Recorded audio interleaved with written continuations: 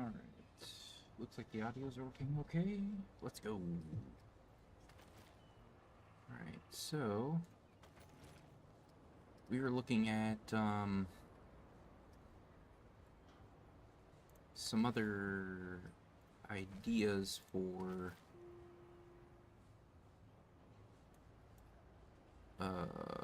look that is still looks good. Obviously my favorite look is this one, but I was looking at stuff that maybe will protect me better.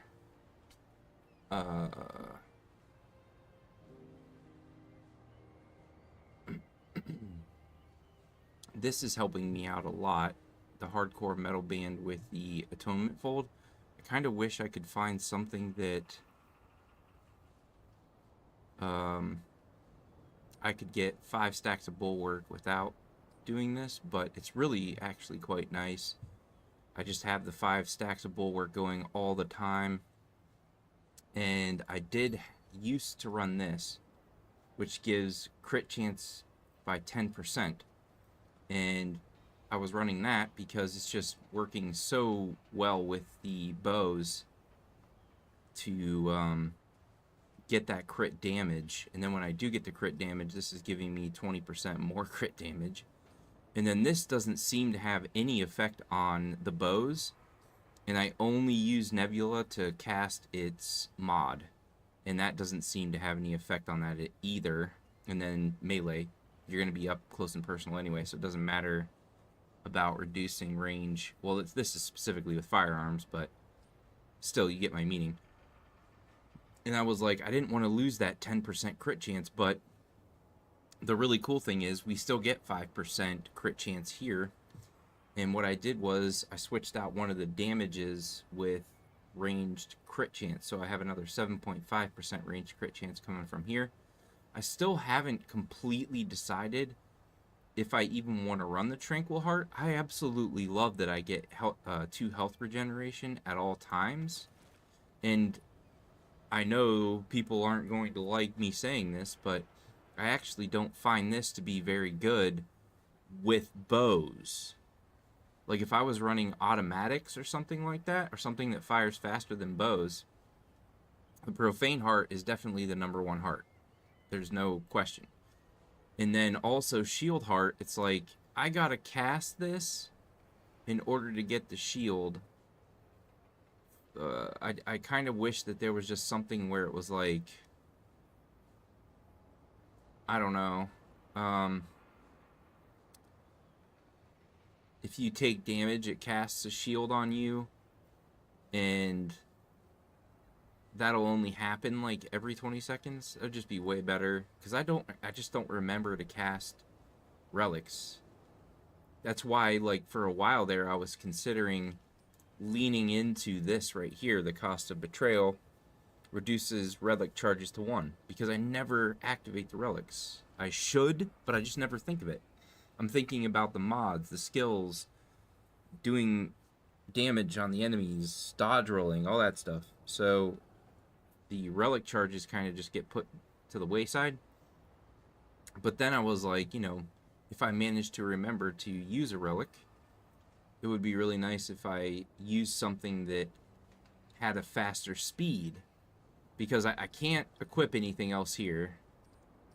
And I'm still like, I'm really concerned because I love the build in the way that it is right now, but I kind of want to experiment with an idea, because everybody's like, if you're going to run the bow, run the Sagittarius right now. It's by far the most powerful, and Starfall, the mod on it, isn't that bad. But I have this feeling that I'm going to have an ability to make where is it? This bow, the Royal Hunting Bow. I have a feeling I can make this actually better than this one. So if you look at the damage, 240 at max. This isn't even max, and it's 274. So I understand why people are telling everybody, if you're going to run a bow, run this bow. This bow is actually really, really good too.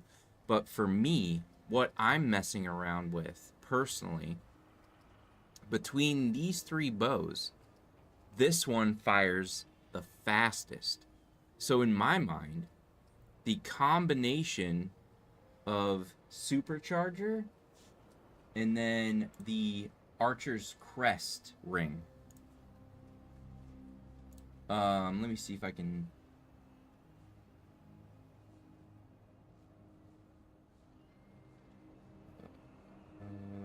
somebody's showing it off. No. Let's go back. Archer's Crest, Remnant 2.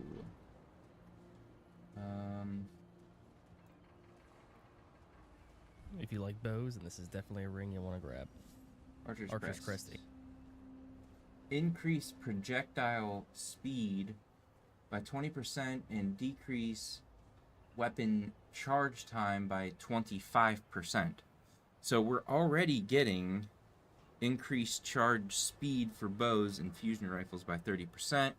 Charged primary shots of bows and fusion rifles gain 15% critical chance. So we're going to get 15% critical chance from that. We're getting 7.5 ranged critical chance from the mythic fragment. And then we're getting another 5% critical chance from this. So, unfortunately, one of these 2 rings is going to have to go. This is giving me 5 stacks of bulwark, which makes me last long enough to be able to get out of problematic situations. And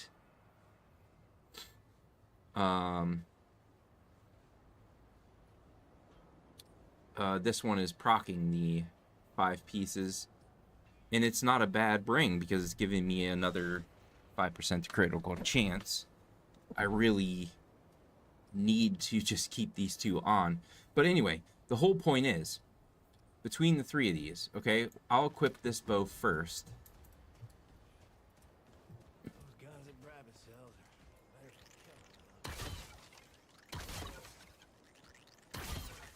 Not bad damage, 1330 on average. But the wind time or the charge time is what I'm paying attention to, okay? There's that one. And then this one is actually a little bit better than that, not just because of the damage, but because of the charge time.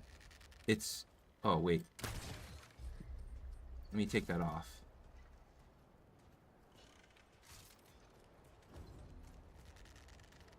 It's about the same, but it's like just a tiny little itty bitty bit faster.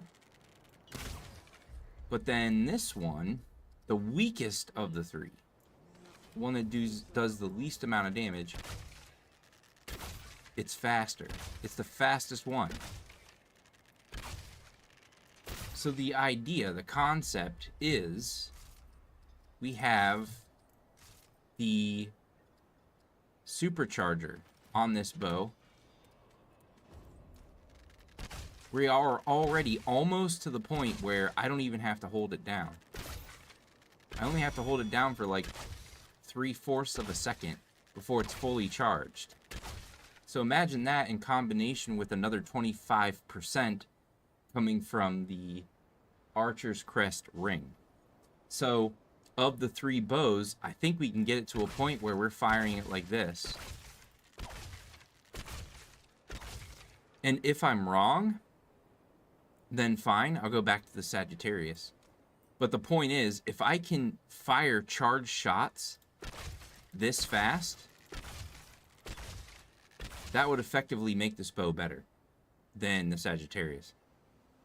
And on top of the fact is, this bow of the 3, this bow has a free mod slot.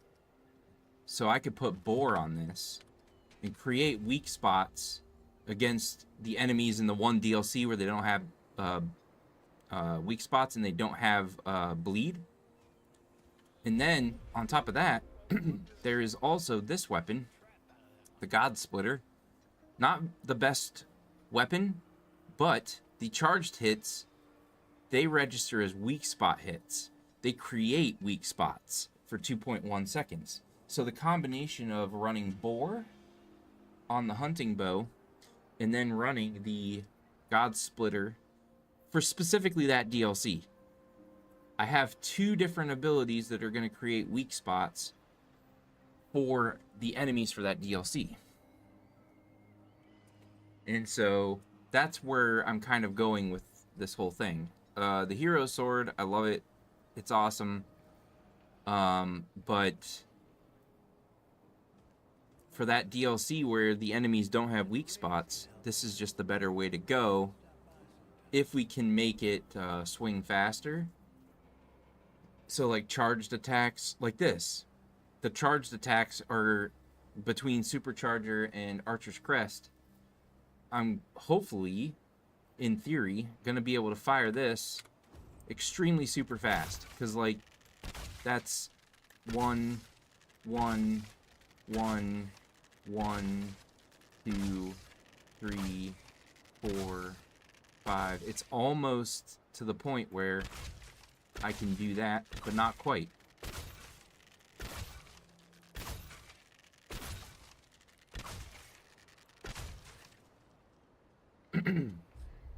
But then you run the Sagittarius, and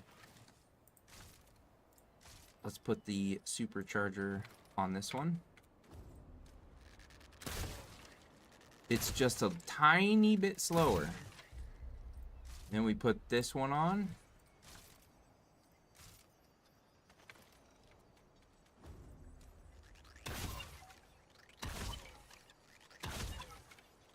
It's just a lot slower compared to the hunter's bow. So in my personal opinion, I think that speed is one of the ways that actually makes you do more damage over time. So naturally, the hunter's bow, the royal hunting bow, I should say,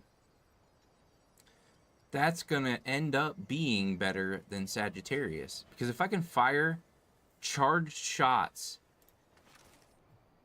that fast, I mean, whoa. And like I said, it's already at plus 20. It only does 240 damage. We don't even have this max, the Sagittarius maxed out yet. It does 274.4. So the Sagittarius might be the one to go for. Like I said, 274, that's definitely better than the damage you're getting from the hunting bow. But anyway, the whole point is, for most of the content in the game, I'm gonna be running. If this doesn't work the way that I think it's gonna work, I'm gonna be running Sagittarius, Hero's Sword, and Nebula. For the content, the DLC content where the enemies don't have weak spots, I'm gonna be running the Royal Hunting Bow with Bore, and then I'm gonna be running the God Splitter. And then hopefully there's a mutator that increases or reduces the charge time of basic melee attacks. Increase the damage of the next charge attack. At max stacks, the next charge attack gains 100% critical chance. So that's really, really good, but that's not what we're looking for. We're looking for like a reduction in the charge time. Reduces the stamina cost of all charged melee attacks by 25%. Melee charge attacks gain 20% additional damage and 10% crit chance. That's really nice too. But what we really want is in Shielded Strike. I love Shielded Strike. I love Shocker. Those are really, really good too. Charged melee attacks cannot be interrupted and gain 5% damage reduction from all sources. All damage taken during a charged melee attack is converted to gray health. That's actually a really, really good one too. So it won't matter the um, the charge time, and the fact that I'm able to take significantly more damage than I used to be able to because of the 5 stacks of bulwark I have going at all times. And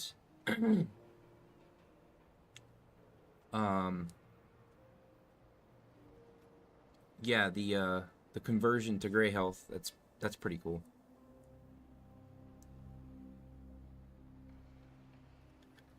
Because I can quickly regen that all back again.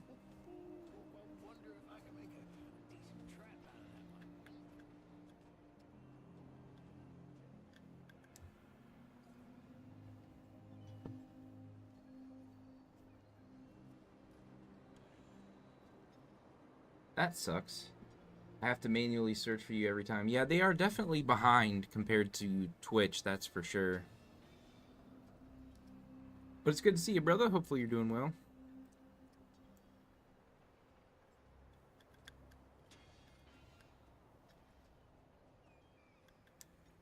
I would say that this is like the bleeding build was like the best build. It was so insanely good in this game, and it still is.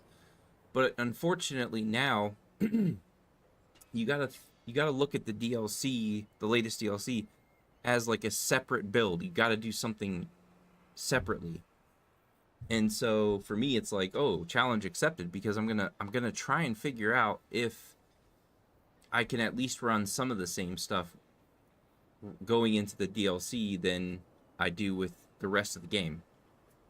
Because they don't have weak spots and bleeding doesn't work against them.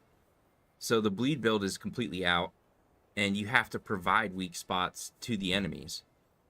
Well, you don't have to, but it'll make life a little bit easier if you apply weak spots. And that's why I was like, okay, I'm definitely gonna run Boar with my bow, and then God Splitter to create weak spots against enemies. Like, that's gonna help out significantly to run those.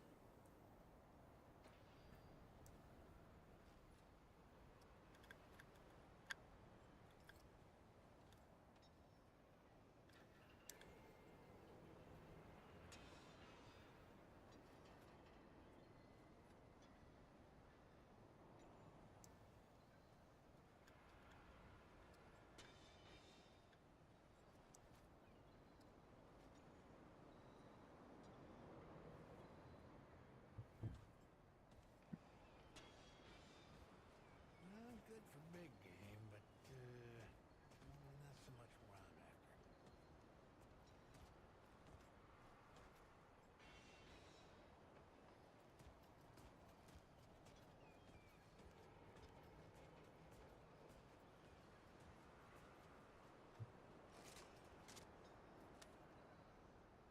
after. I'm sure it exists. I probably just don't have one. But yeah, like, making it to where I can melee charge attack faster is something that I would want to find.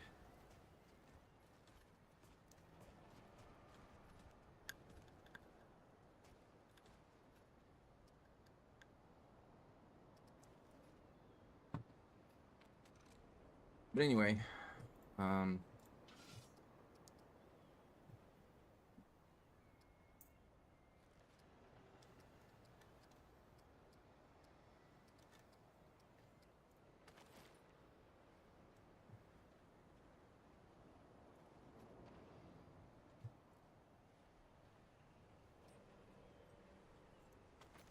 so we were doing this, and then this. I wanted to go with this, but it puts me into heavy. So my dodge is going to be pretty crap. I don't really like the way any of the other pants look.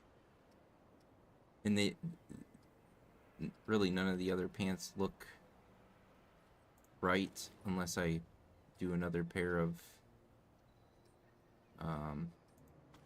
Labyrinth, or like this. This is still light enough, but it just doesn't look quite right.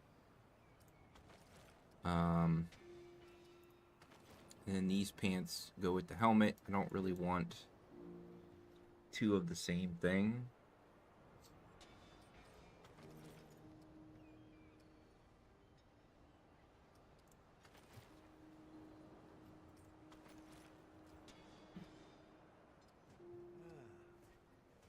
Don't bet Riggs could help me out. I should stop by sometime.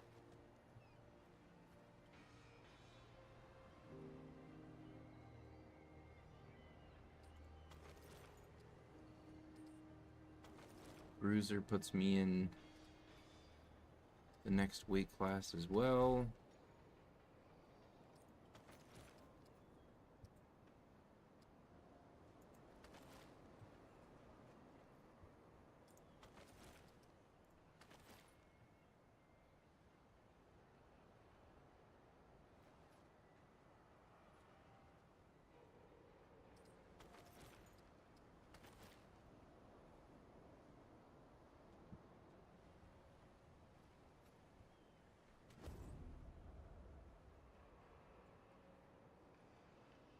That doesn't look too bad.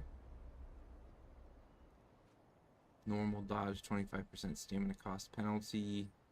But then I'm also like, these two, for whatever reason, are making me quite powerful, or are they? I'm not really sure.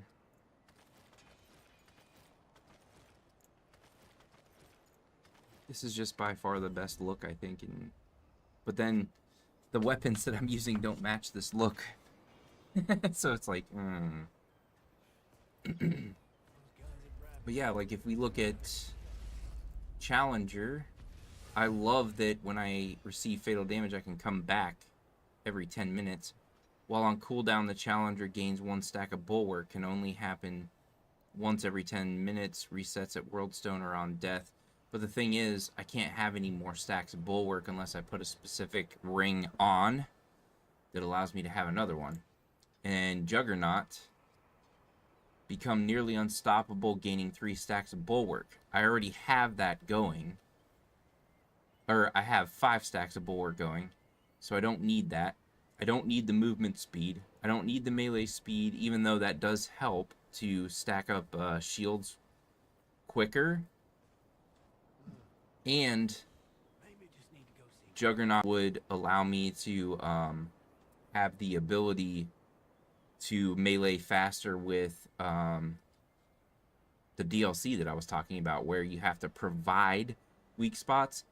So using the God Splitter with the Juggernaut would be a really good idea, because it will allow me to melee attack faster, but it's a temporary condition. And so it's like, okay, since I get 5 stacks of Bulwark at all times, I don't need to activate something that gives me 3 stacks. So I need to concentrate more on damage output. And so when I'm running this one, I go Hunter's Shroud and Bullet Storm, and I seem to just have the most damage output. But I haven't messed with all the combinations. 1835. If you're shooting regular, 1311 with 2.4K.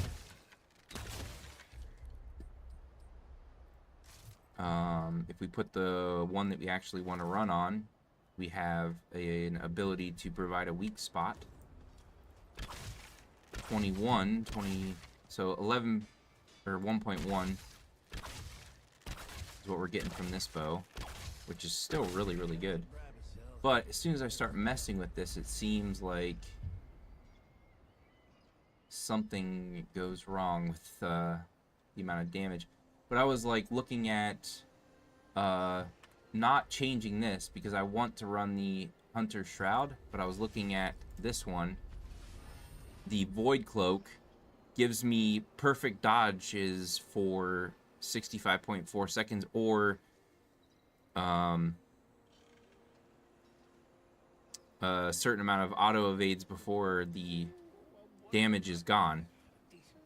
And it gives me untouchable, increases evade window by 30%, And then this gives me long shot, increases weapon's ideal range by 6 meters. It's something I don't need, like both of these. I don't need either one of these traits. So I'm like, man, I need to find a combination that gives me good damage, but then also gives me traits that I actually want to use. And then I have more trait points that I can put into other traits that I actually want to have. And so it's like, oh man. But the combination of these two is just, I know it would be really quite effective. But if we look at our damage output now, because I took Bullet Storm off, we're down to 1,000 even. So for whatever reason, just having that equipped, I'm getting more damage output.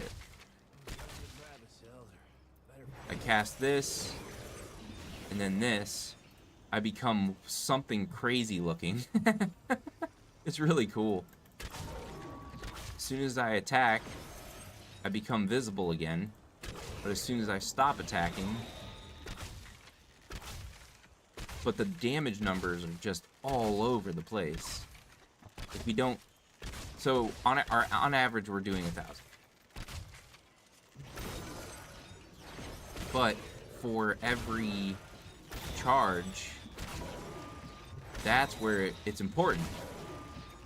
Because, like I said, we're eventually trying to get this character to a point where all of his shots are charged, but they feel like I'm firing regular shots. Like I'm firing like this.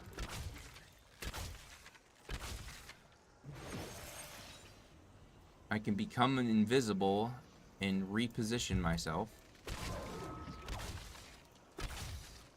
But yeah, so Supercharger, it's giving me increases charge speed by 30%.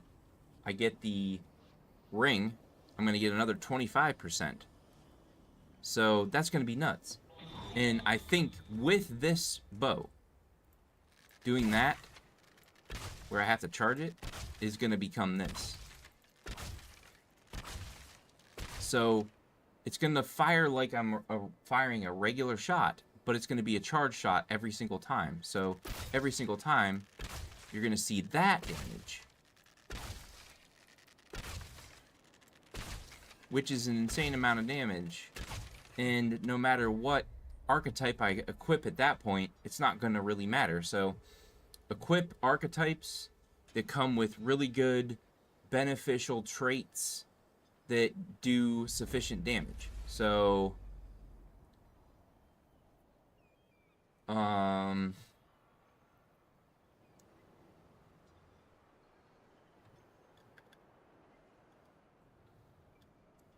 like I said, this is really good.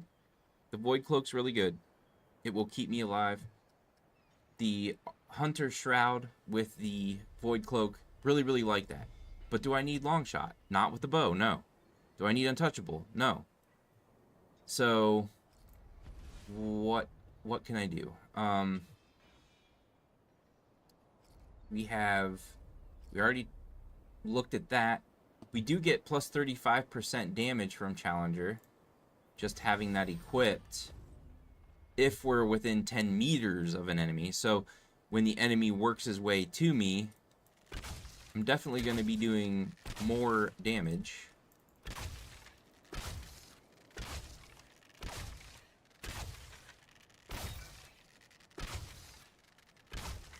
But if I'm further away, which is what's going to be 90% of my gameplay with the bow, it drops down all the way down to 784 with the default. So definitely don't want to be Challenger. The trait Strong Back is nice because it gives me light, so I have a fast dodge, but I don't even need a fast dodge. I'll hardly be dodging. I'll be trying to keep my distance. And when I take a hit, I'll dodge, of course. But also, most of the time when I'm dodging, it's because I'm taking a lot of damage. Before I dodge, I'm going to be hitting them with melees. And then when I start taking a lot of damage, I'll dodge and then run away. Try to let my healing catch up. But because of the 5 stacks of bulwark, it's reducing my damage by 25%. That's a lot. So I don't need to reduce my weight threshold. It's really not an important thing to me. So I looked at Engineer. Engineer is pretty good. Increased skill damage by 50% and range damage by 25%, and grants 5% skill and range critical chance. I can literally just drop a turret down and it'll shoot other enemies. And the fact that the skill damage is increased by 50%, that's pretty nuts. Because that means that the skill damage for both is going to do 50% more damage, which is pretty nuts. And then range damage is 25% better, and 5% skill and ranged crit chance. So I get more crit chance, which helps out my bow. So really, really good choice for the build. And I get fortified by default, which is really, really nice. But holding the skill button will overclock a carried or deployed heavy weapon. I will never carry this, so it's going to have to be my secondary. Overclocking grants infinite ammo, increases fire rate, and a 25% damage increase for 27.25 seconds. Cooldown 51.6. Then this cooldown has, or this doesn't have a cooldown really, it's just when the ammo runs out, which is really cool. But then we have the Vulcan, the Flamethrower, and the Impact Cannon. Both of these are crap in my opinion. The Vulcan is just insane. So what we're going to do is we're going to put the Engineer over here as our secondary. Now we need to find a really good primary that also comes with the trait that I actually want. Casting an Invader skill leaves a decoy for 3 seconds, which draws enemy fire. That's really nice. Deal 15% additional damage to enemies not targeting Invader. That I don't like. So we got our secondary. Engineer is just amazing in so many ways for our bow build. So our primary. Don't like the primary of Medic, but I do like Triage. Summoner might be decent, but we wouldn't be using any of the rings, so we wouldn't have the most powerful Summoner, so I would prefer not to do that. Explorer, I never looked at Explorer because I thought it was always crap. Grants a 35% chance to spawn additional items and rare drops when defeating stronger enemies. I don't really care about that. Increase movement speed by 20% and reduces stamina cost by 80%. Swiftness, which I said, swiftness is definitely, like, increasing your movement speed is almost like dodging in a way. Like, dodging without spending stamina or dodge rolling. You can just step around. It is something that you should consider as another way to dodge without actually pressing the dodge button. It's definitely worth putting points into, but is it worth running the Explorer? I don't think so, but we'll look at this anyway. Scavenger. Pickups increase all damage dealt by 5% per stack for 20 seconds and all crit chance by 5%, so the crit chance, that's nice, but that just, yeah, you have to pick up stuff, and you're not going to want to do that while you're in battle. And I literally, like, the only time that I would ever pick up anything while in battle is ammo, because I'm out of ammo, but I have an amulet on that gives me infinite reserve ammo, so I don't need to pick up ammo anymore. So definitely not worth using with this build, at least with that. Metal detector increases ammo currency and metal drop rate chance for entire party. Relic fragments discovered by the Explorer drop at a higher quality. That's, whoops, press the button. When picking up a fragment, the Explorer has a 5% chance of picking up a second one of the same type and quality. That's really nice, but for, like, if we're specifically exploring to get fragments and whatnot, that's pretty nice. Using a relic instantly fills scavenger stacks. So, yeah, Gold Digger, Fortune Hunter, just nothing is good there. It is definitely worth putting the trait points into Swiftness. 100%. It's probably one of the most valuable for just overall having an increase to speed, but definitely not a good archetype for the bow build. So we look at that. I'm pretty sure Gunslinger as a primary is something I don't like. Put that on there. When activating any Gunslinger skill, both weapons are instantly reloaded. So we're using a bow. We don't need that at all.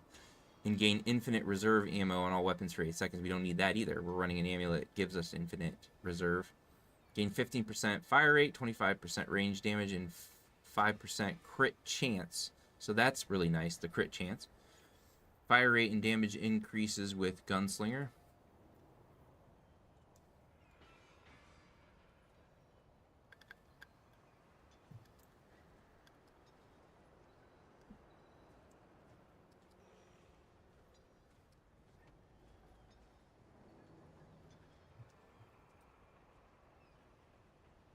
But we don't need reserve ammo trait.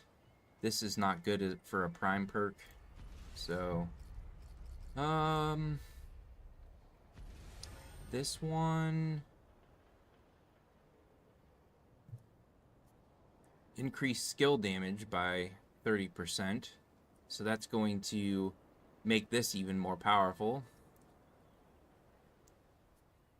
Elemental damage we're not really using. Skill duration is definitely a trait that we want, so that's good.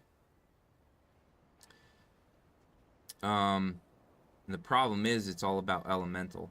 Elemental crit chance by 5%, so we're not using elemental, so that's kind of a problem. Reduces skill cooldowns by 1% and heals 2% max health once every 3 seconds for allies while an invoker skill is active. So we're getting increased healing from just activating one of these skills here. That's pretty cool.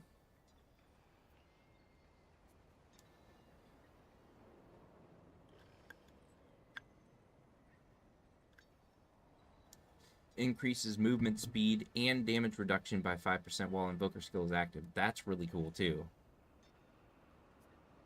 On relic use, extend the duration of active invoker skills by 20% of the base duration. Cannot exceed base duration.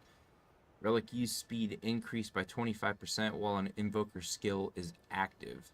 So while one of these are running, we get a lot of benefits. When they're not running, we don't get so many benefits. 96-second cooldown for all three, which is crap. So that is worth considering, but next one, Archon. We can use the Reality Rune, which gives us a shield, and it slows enemies entering the shield, which would make it a pretty good choice for us. Increases mod and skill casting speed, though. I don't need that at all, really. We're going to drop a turret. We're going to cast a shield. It's not going to take that long. Like, I don't feel like I need the trait that we're getting. But we'll still look at what we could do. And then we got Chaos Gate. Unbridled Chaos. Allies gain 0.7% to all damage dealt and receive 0.3% damage taken, stacks up to 50 times. Having any stacks grants 10% mod generation. That's not terrible.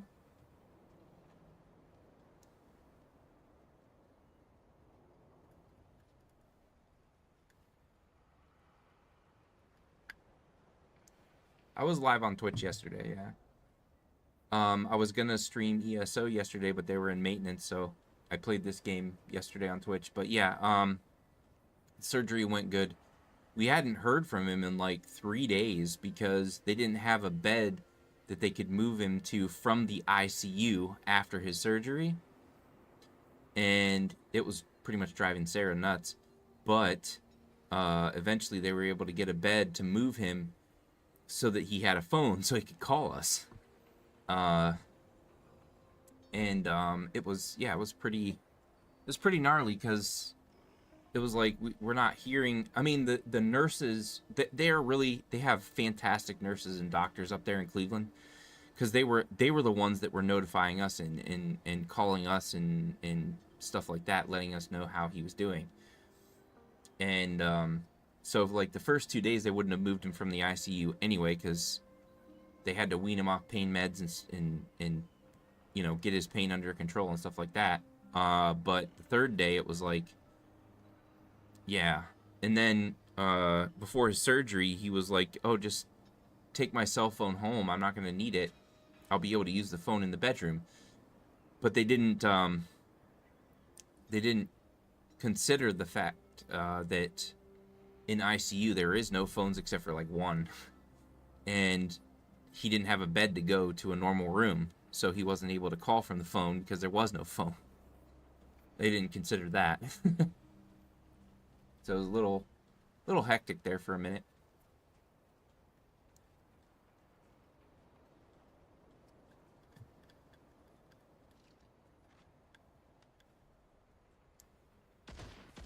Increases mod damage by 50% and grants 10 mod crit chance. That's not great.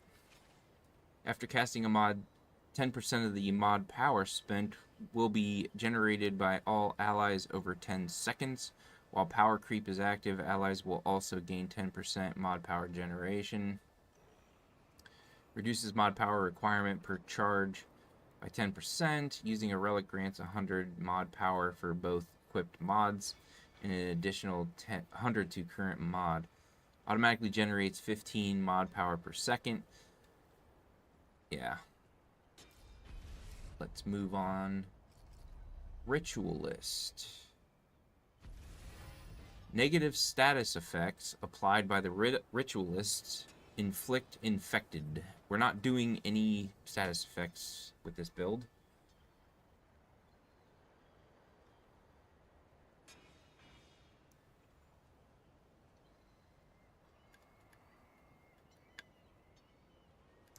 I don't know.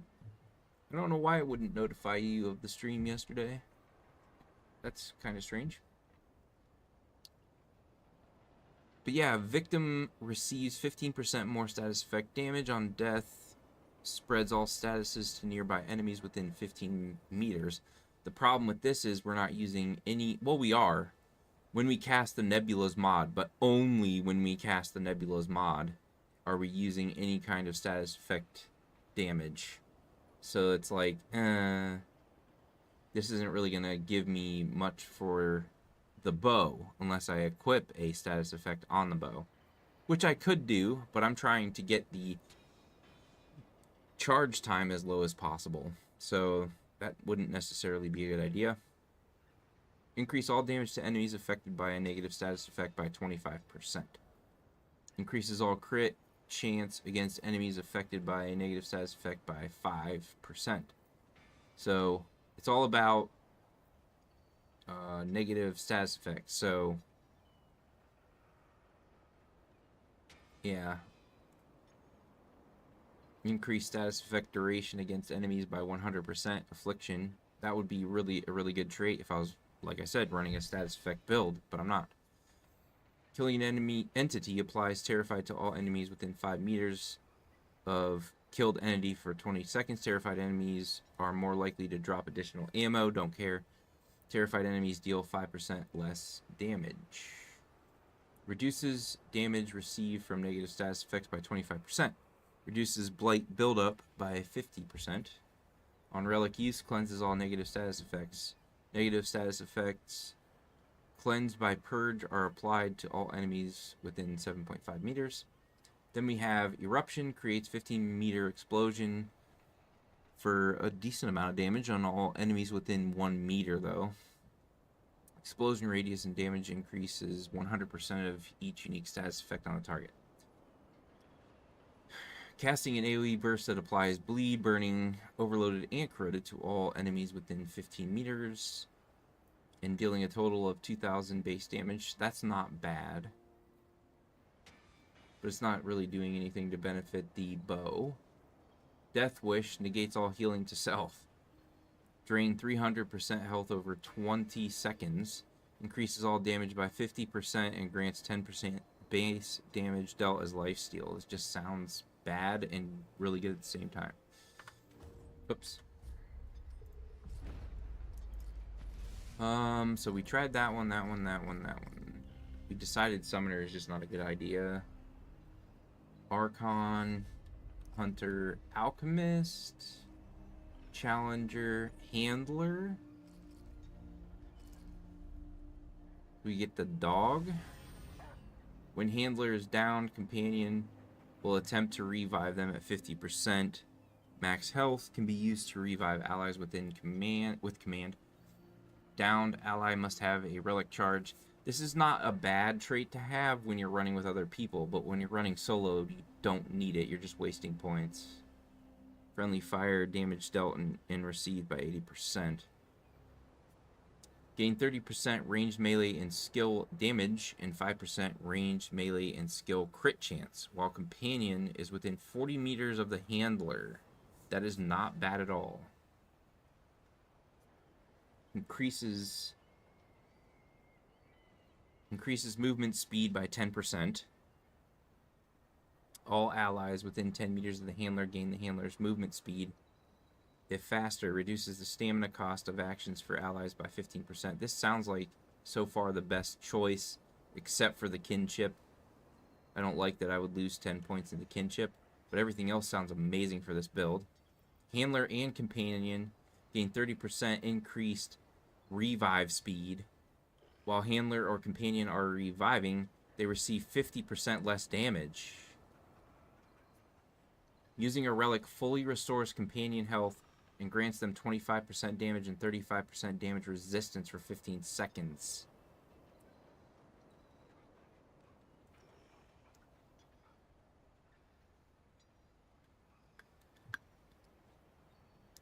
Guard Dog.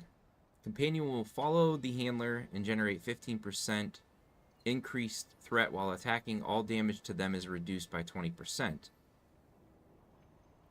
72-second cooldown. It lasts 20 seconds, I guess. Support Dog. Companion will follow the Handler and continuously heal allies within 3.5 meters. Cooldown of 72. Looks like they're all 72-second cooldowns.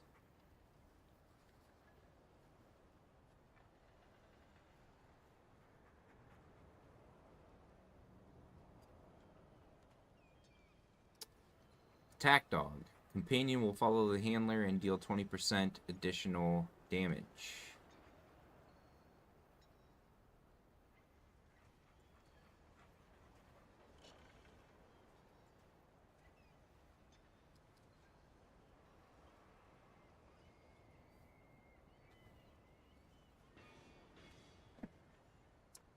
Sounds like Guard Dog or Attack Dog. Companion will follow the Handler and deal 20% additional damage.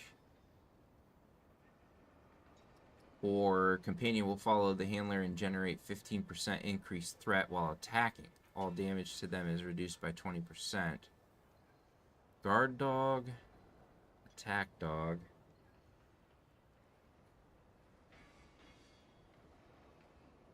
So far, this sounds like the one to go for our build.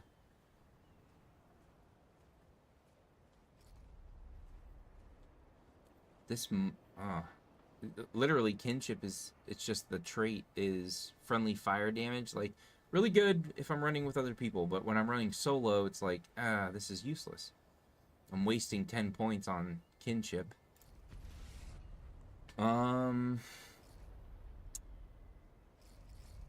Pretty much looked at all of them. But Alchemist, we can have 3 additional concoction buffs active. So that's not bad. 61, 61, 73. Of course, the Elixir of Life is the one that I would really want to run, but 73-second cooldown. But the Stone Mist creates a mysterious vapor cloud which lasts 10 seconds and applies Stone Skin. Stone Skin reduces incoming damage by 25%, reduces stagger by 1, greatly increases blight build-up decay rate. It makes the target immune to status effects. Lasts 15 seconds. Frenzy Dust. Frenzied increases fire rate, reload speed, and melee speed, and movement speed by 15%.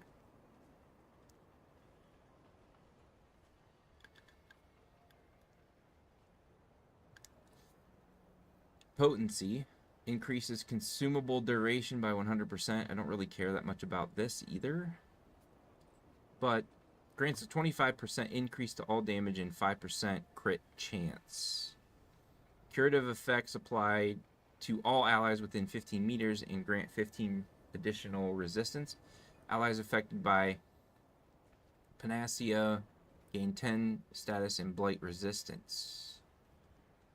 Picking up scrap or metals has a 15% chance to award ammo to the alchemist. Don't care. Using a relic applies a random buff on the alchemist and all allies within 20 meters for 60 seconds.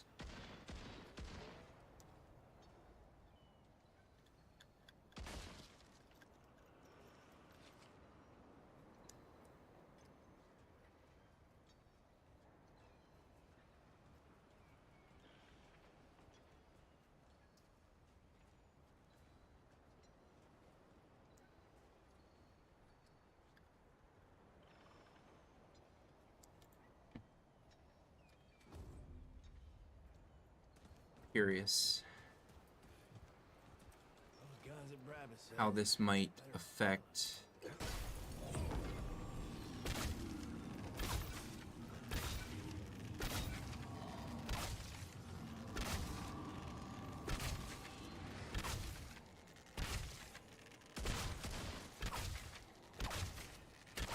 we're getting about the same numbers we were with before, but a little bit lower sometimes, which I don't like.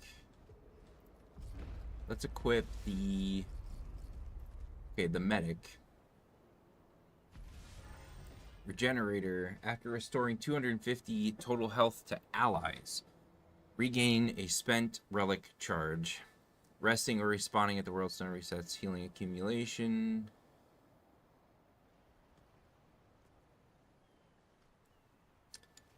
Same as the Alchemist, 25% increase to damage and 5% crit chance increase. Increases relic efficacy by 15% and heals nearby allies for 30%. Now that makes me wonder if it makes the relic heal me faster.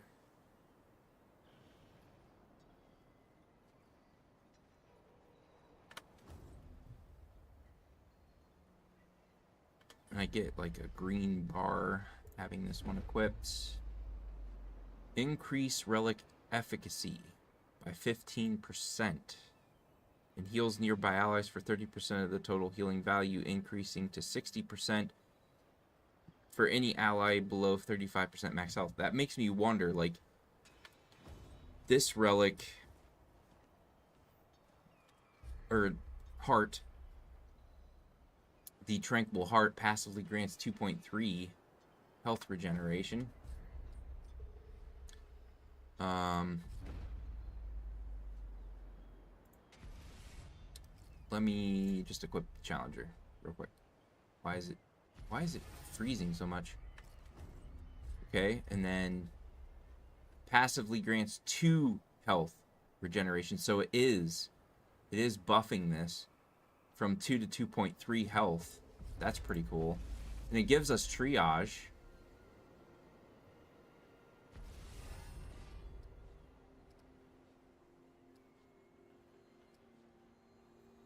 The medic channels healing energy into their fist, punching a hole in the ground to create a 3-meter healing spring, which restores 15 health per second and greatly increases blight decay rate. Last 15 seconds, cooldown 49.2. We got triage. That's really good. I would definitely be putting all 10 points into increases healing. So that's really nice. But yeah, this increases relic efficacy by 15% and heals nearby allies for 30% of the total healing value, increasing to 60% for any ally below 35% max health. Increases the hits medic can take before losing gray health. Increases relic use speed by 20%. Relic use gains -1 stagger. I would really like to run Healing Shield. Of the 3, Healing Shield is just awesome, but it's an 82-second cooldown.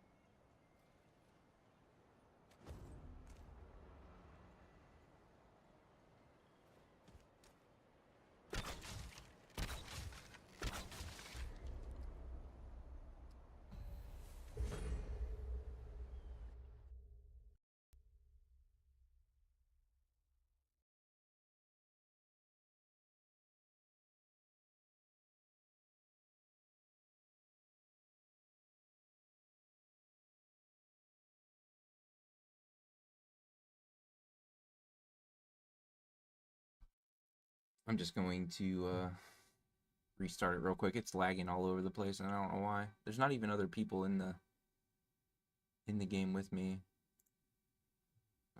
We'll just restart the game.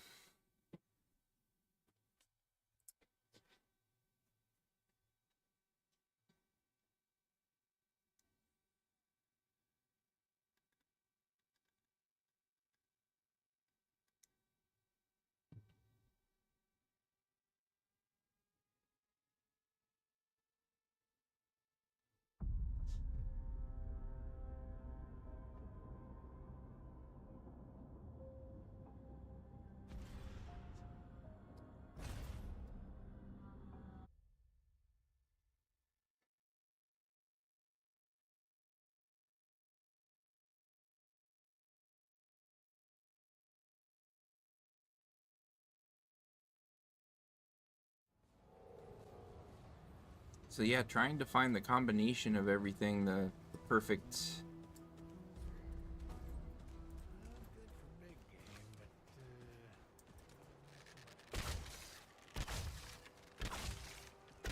We're only getting 1,000 damage now, but the idea is to get it to do that every time.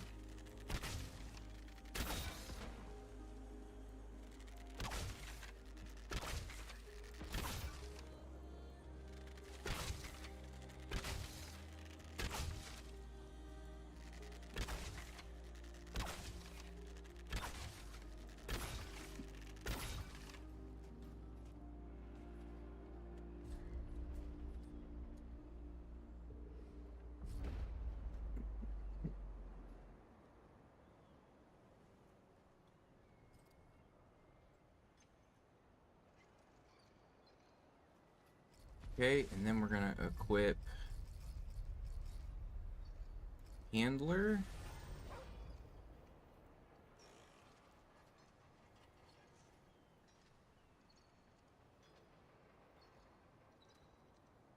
Like I said, don't need kinship, but I love whatever everything else that it does. A little bit more damage.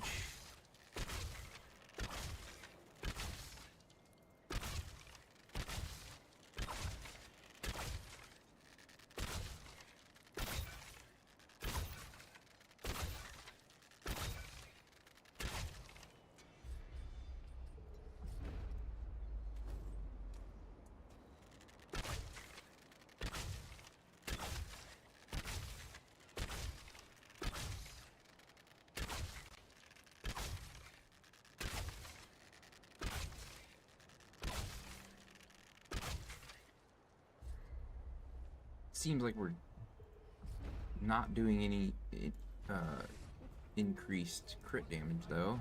Let's go back to medic.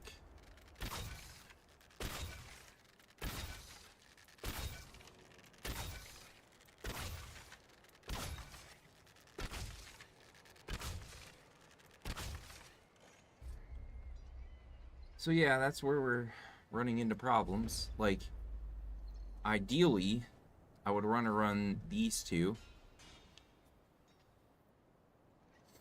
Increase skill damage by 50% and range damage by 25%. I would want to take advantage of that ability with another skill that does some form of damage. So if we go back to the hunter and we look at this, like I said, I don't need long shot, but you know, whatever.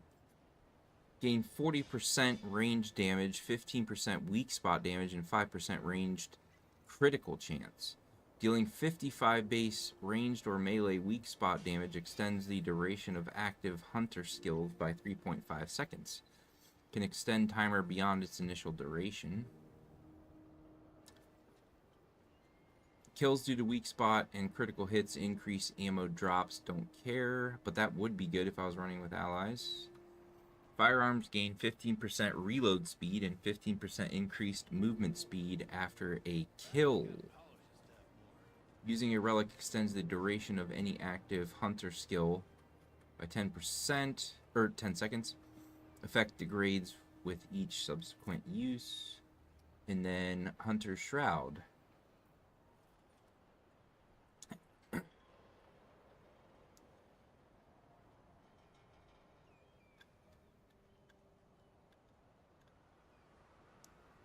But this isn't really doing, well, increases range in ambush.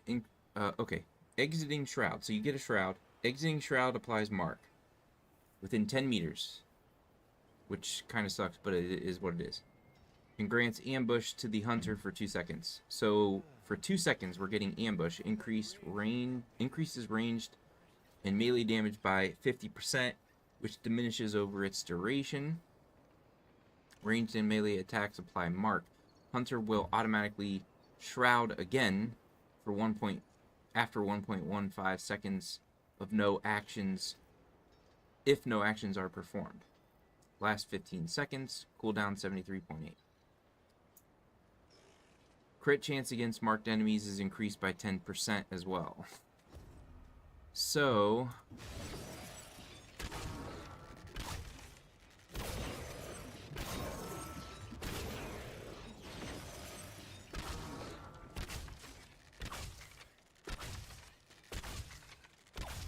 that's where we're getting all that damage. And we can sprint with this on too.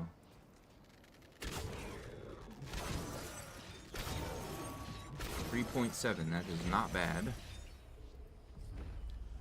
Then increases skill damage by 50% and range damage by 25%. And grants 5% skill and ranged crit chance. I feel like this isn't working with this. Continuously aim down sights uninterrupted and without shooting. Reduces weapon spread, recoil, and sway. Don't care. Grants 25% range damage and range weak spot damage. While focused, aiming at enemies will automatically apply mark. Crit chance increased by 10% on a marked target. So you go with this version.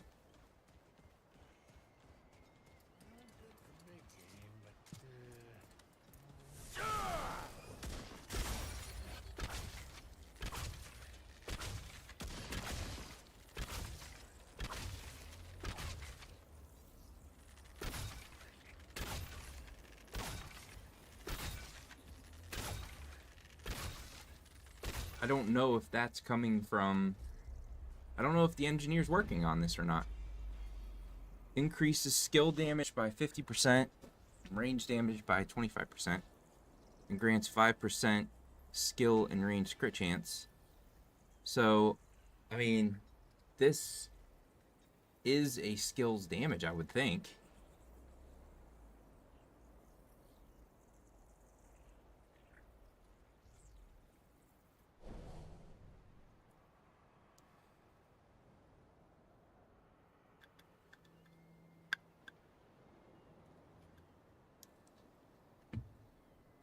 It's 0.5 seconds, I mean. That should be like... Longer barrel. Maybe just need to go see.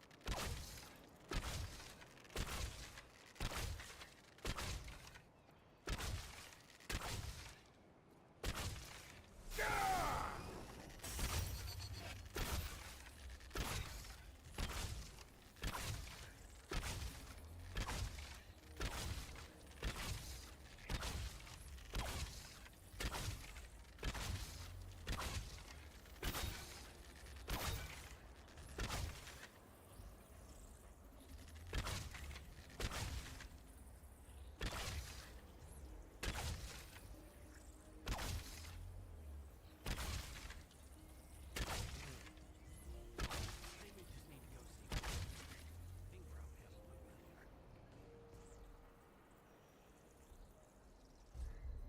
So, yeah. Switching back over to this.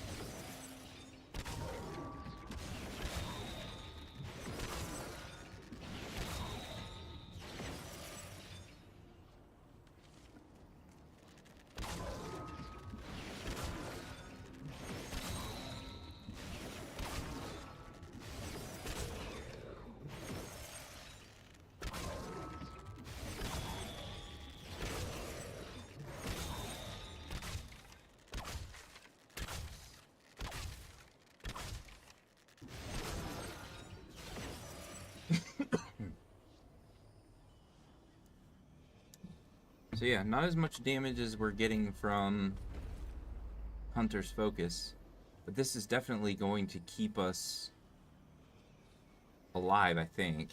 Anyway. This is only a 41-second cooldown, and it's doing more damage. It's like,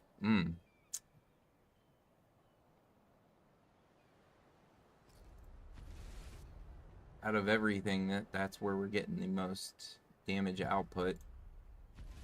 And then this,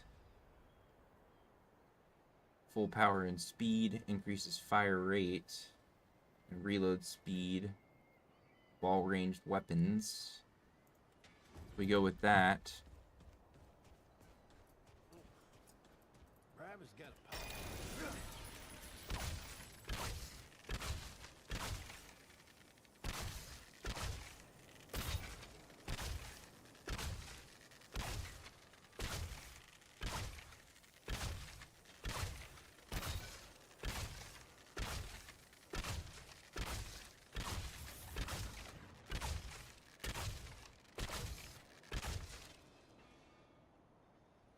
Yeah, it runs out much sooner than the Hunter's one does, and we're dealing a little over 1,000 damage, so we lost a pretty decent amount of damage.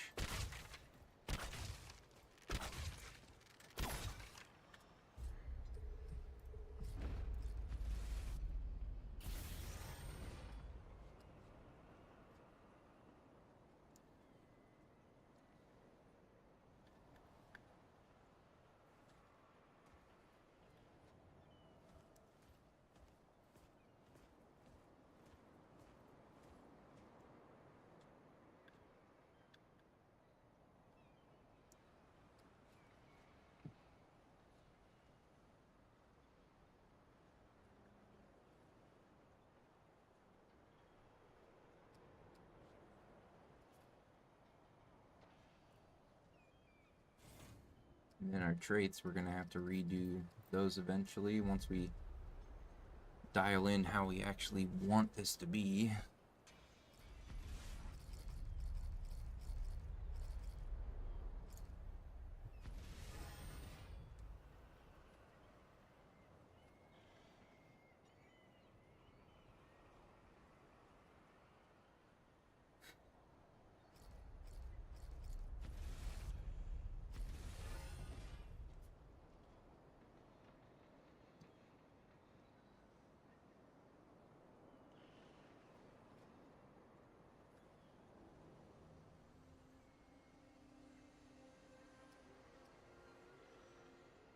But we also got to keep in mind we have 5 stacks of bulwark. We don't need anything in the ways of defense necessarily.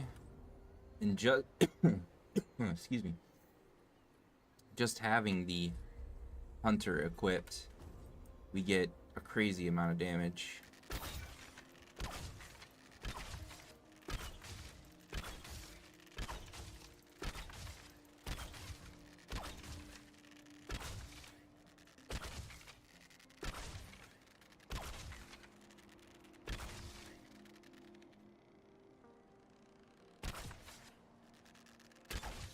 And yeah, even if we don't land a weak spot or critical hit, we still can do pretty good amounts of damage on body, especially when it crits. But even when we're not, it's not a bad amount of damage. 655 for a charged. And then for a standard, 475 per hit. And then 800, 900 there. But on average, 800, we'll say, per crit.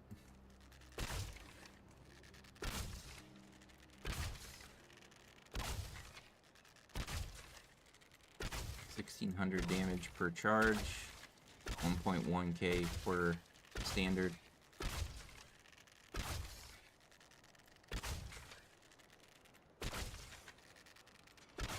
But that's why, for now, I am running this one, 274.4 damage. And I don't even have a simulacrum for it yet.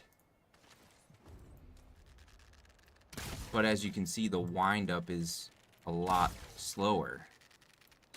Which is why, in the end, I really truly think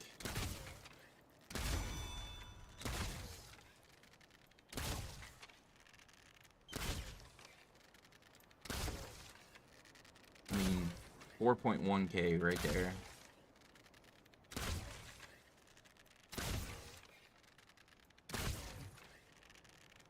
That is a crazy amount of damage, but I really think that this will be the really good one because the charge time is already insane. And so once I get that ring, the charge time will be like this, or pretty close.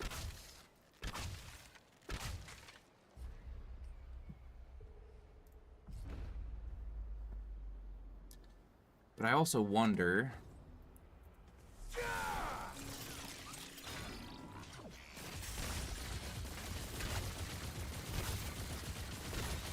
$4.4.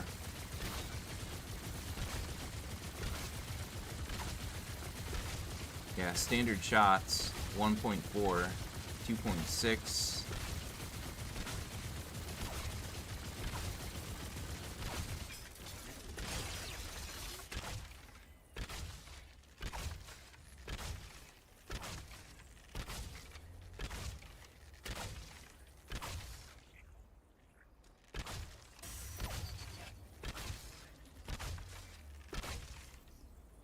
Because I'm landing crits, it's extending the duration of this.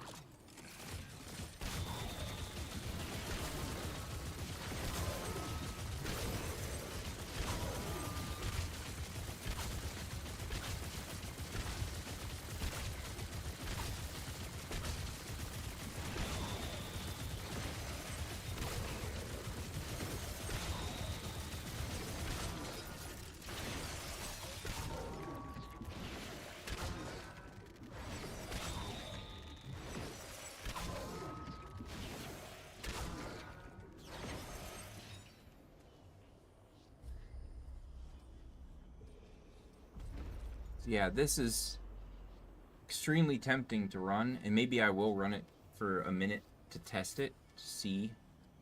But it seems like Hunter's Focus is the better option. And since I'm running 5 stacks of Bulwark, I'm not worried about taking damage.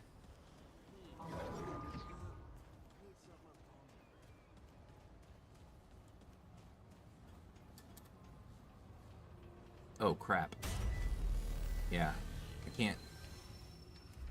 Yeah. I need to reset my traits.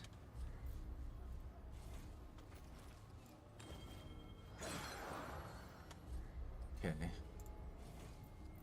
Like I said, long shot, I really don't feel like I need that weapon range bonus, but, you know, hey, it does help.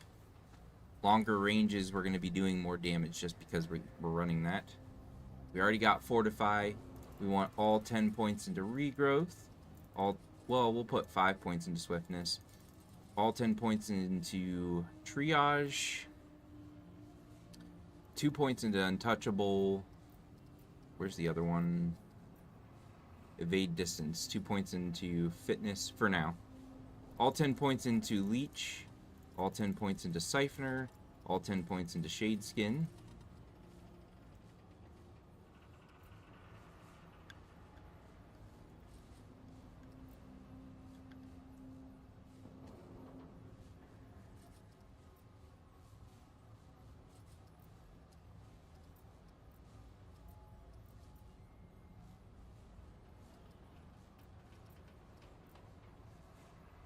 Mod duration. All 10 points into Bark Skin.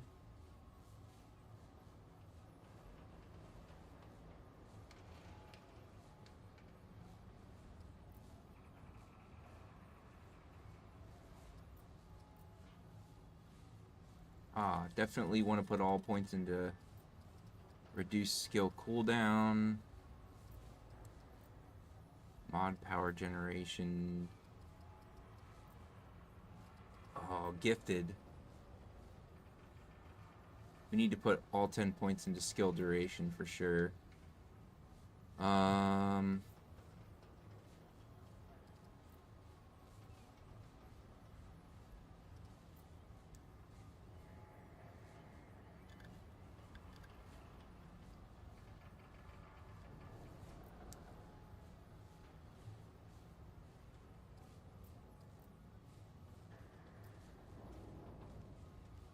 Man, this is what I mean, because it's like, if I had the 10 points from Long Shot, and I had the 10 points into Triage,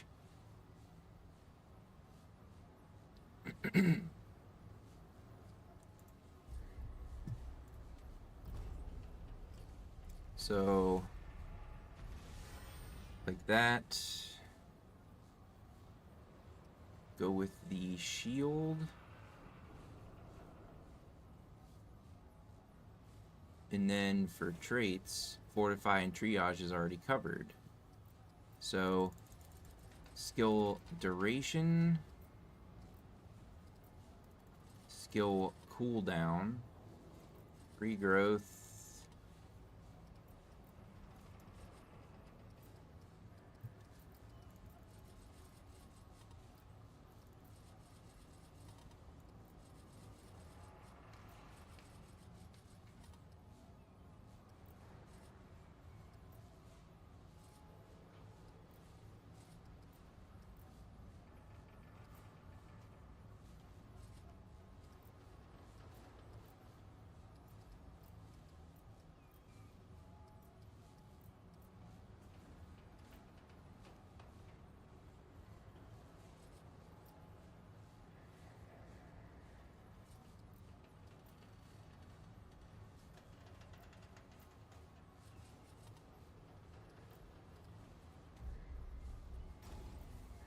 that's how I would actually want to run this character, but unfortunately drops us down to 1,000 default.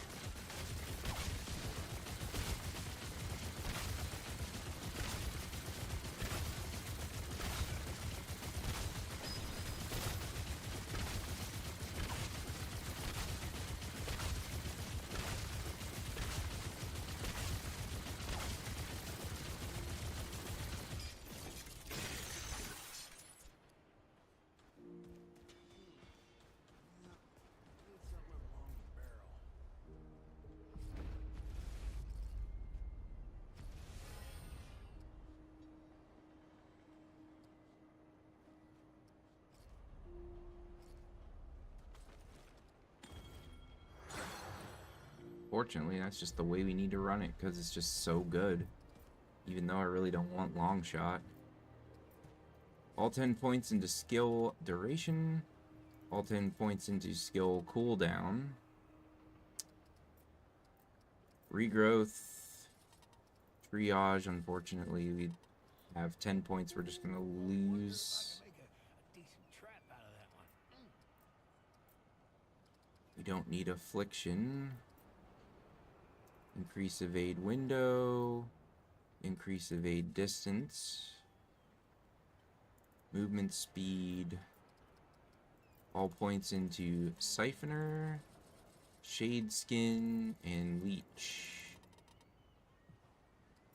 Revivalist.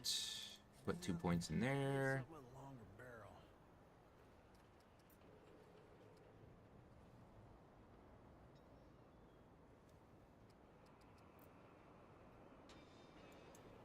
2 points into mod duration. Crap, I forgot about bark skin. I wonder if I can make a decent trap out of that.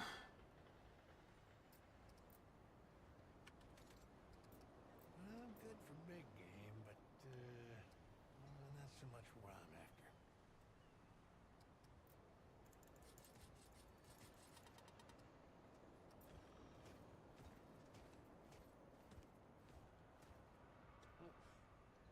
Rabbit's got to polish his stuff more. Can't shoot straight with this.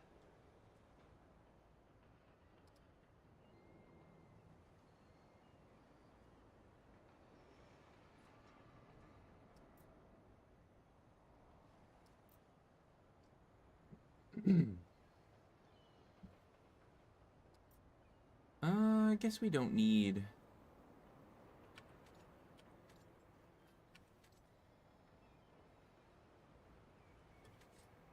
%16%? That's not bad. Okay, so 23, 21, 22, I could live with that. 3% life steal. I would like to have that. 50% life steal efficacy. Can't shoot straight with this.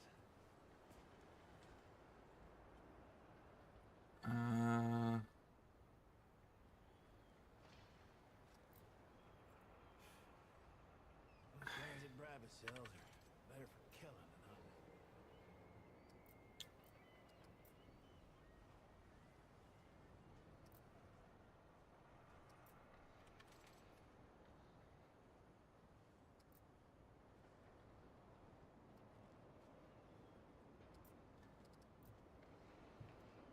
I'm good for big game, but not so much what I'm after.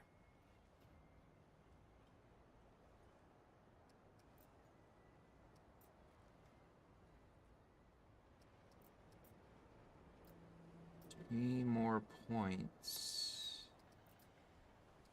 Yeah, I guess we could just finish bark skin and shade skin. Let's try that. I wonder if I can make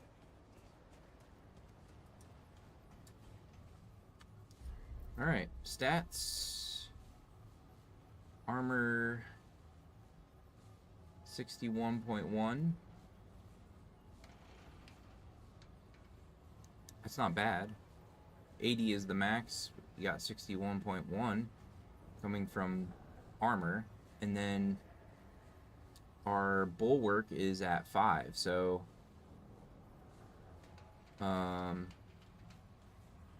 reduces damage by another 25%.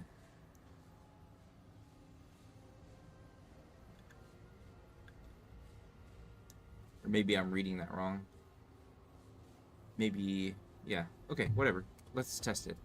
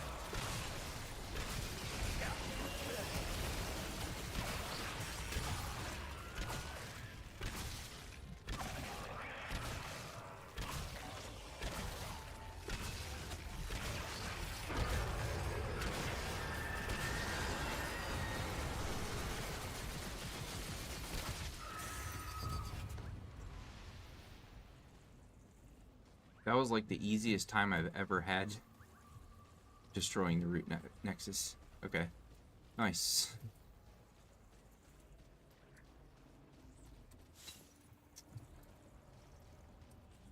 Alright. That worked out extremely well, and then it's still going because I was landing nothing but crits. And I was doing 2.5k.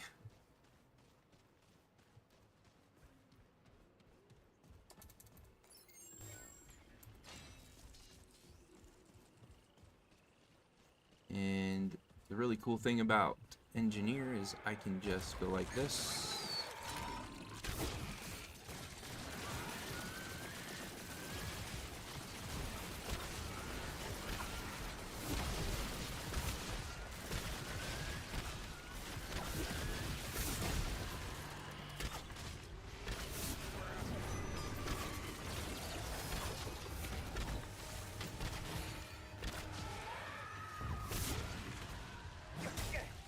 What?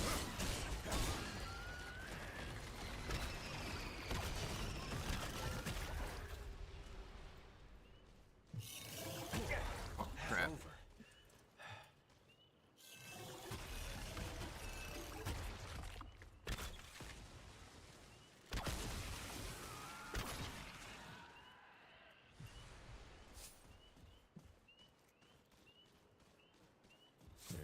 No more room.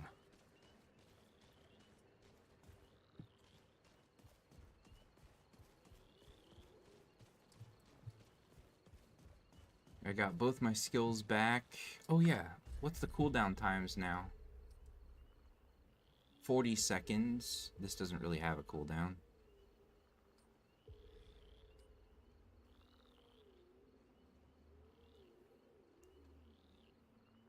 I tell you what, that 5 stacks of bulwark helps out a lot, considering I can wear whatever armors that I want to wear now and look however I want to look. Here we go.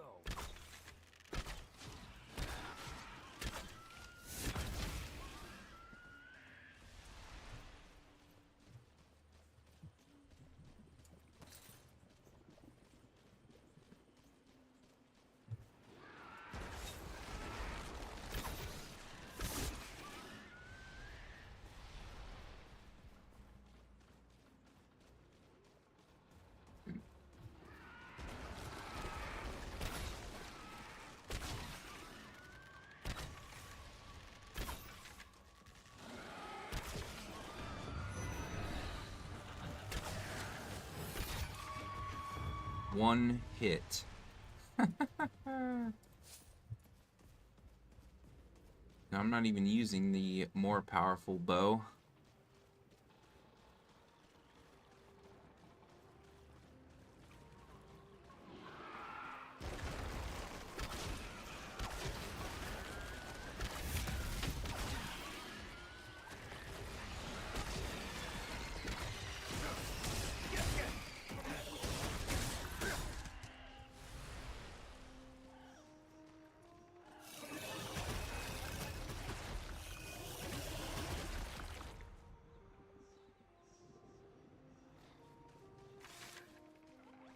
Well, looks like I'm full up.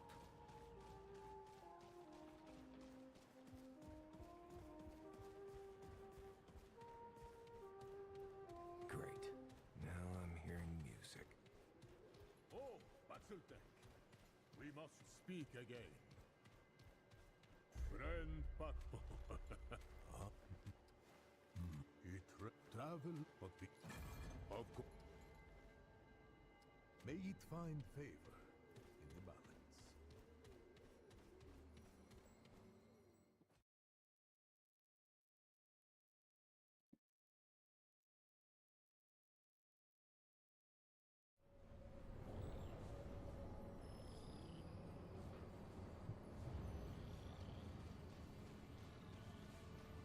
What the hell happened here?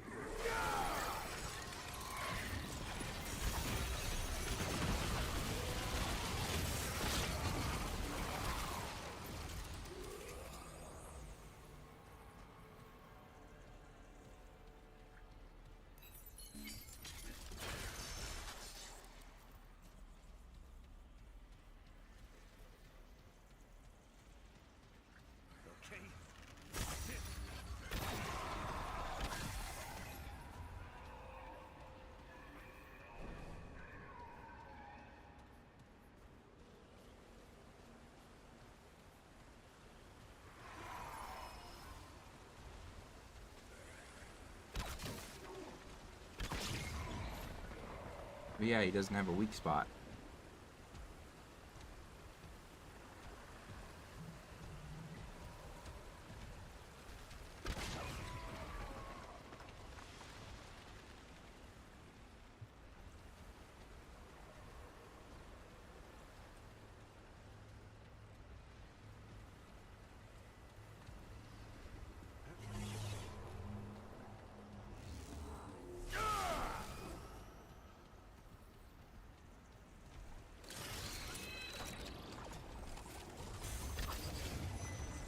Oh my god. There's 2 of them down here, I know that.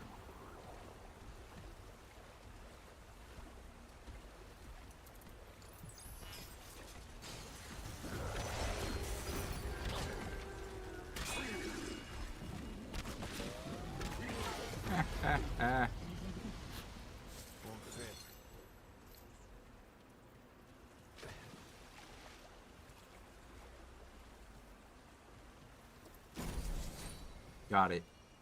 Archer's Crest. Let's freaking go. Now, what am I gonna do? Decrease range of all firearms, increase all damage dealt by 15%. So I would lose 15% here. I can't do anything with these 2 because then I would lose my 5 stacks of bulwark. Increase crit damage by 20%.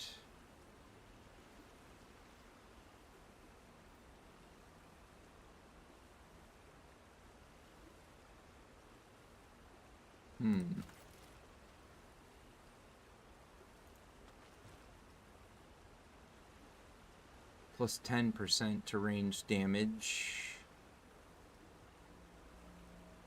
15% ranged crit damage. 15% weak spot damage.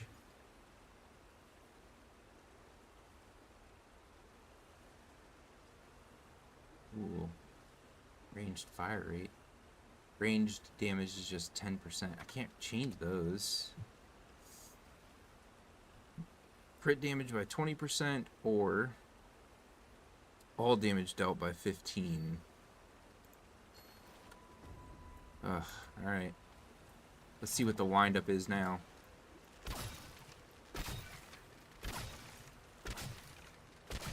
Still shoots like...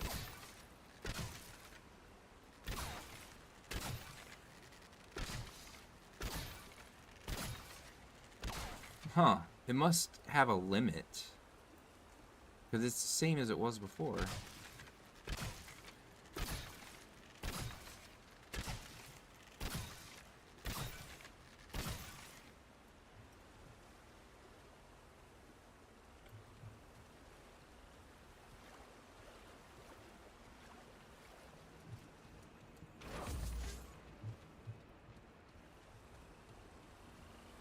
Looks like I'm full up. Did not work like I thought it would. Or hoped it would. Because I had a feeling.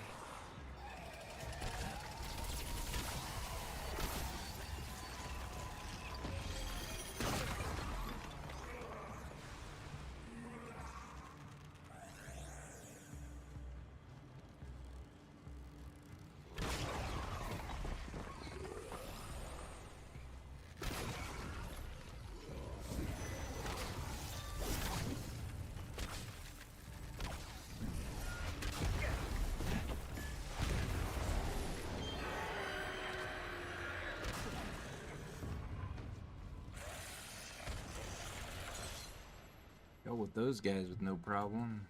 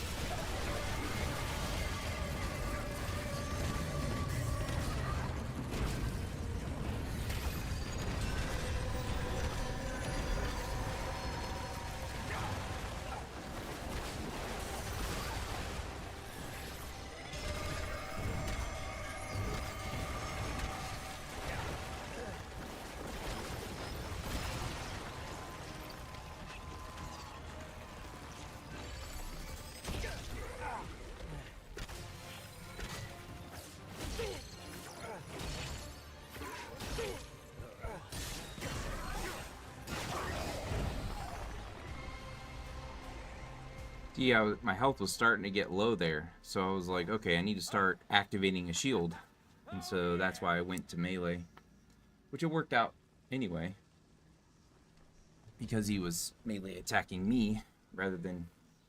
But yeah, I think that worked out pretty well. I almost got my Nebula mod back. It was just a little bit short of getting it back. But yeah. Cast that boar on it. We were doing pretty good damage, but yeah, trying to wind up was a bit of an issue. That really sucks, because I really thought that increases projectile speed by 20% and decreases weapon charge time by 25%. I thought that, in combination with Supercharger plus 10, increases charge speed for bows and fusion rifles by 30%. Charged primary shots of bows and fusion rifles gain 15% critical chance. I really thought that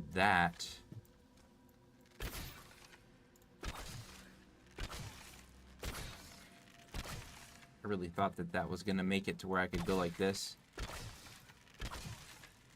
But it didn't.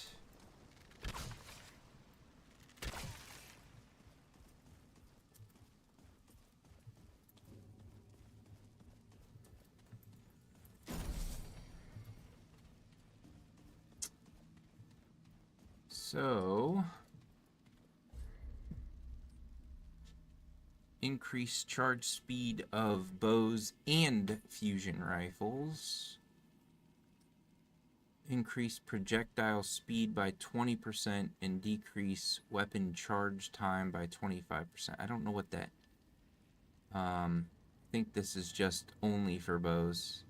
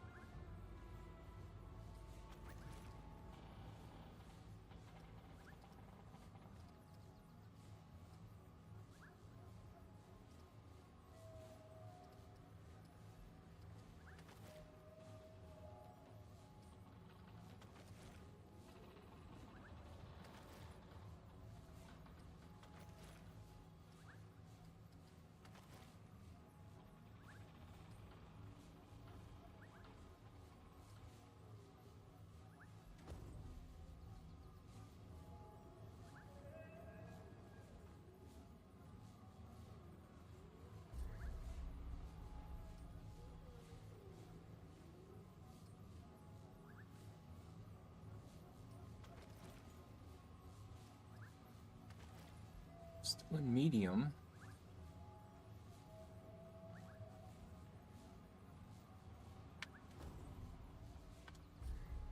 How much more defense do I get? 64.7. That really didn't change much.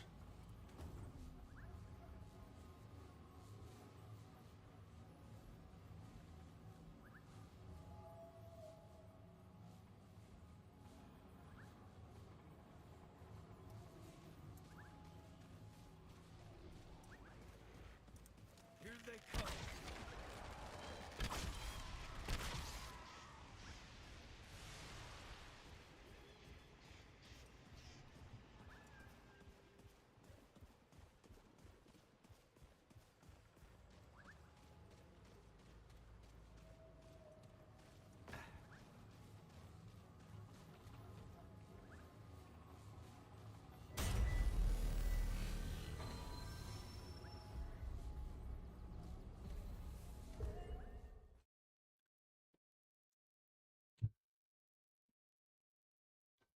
So, since this didn't make it to where it's firing, or it's charging up,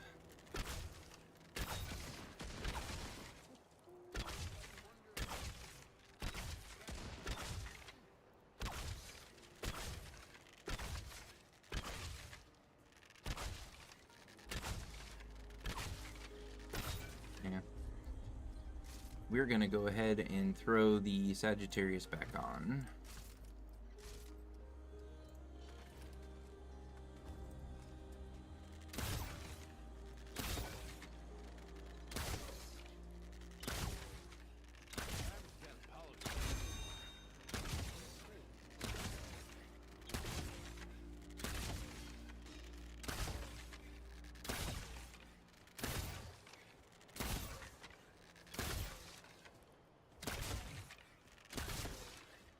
Twelve 17.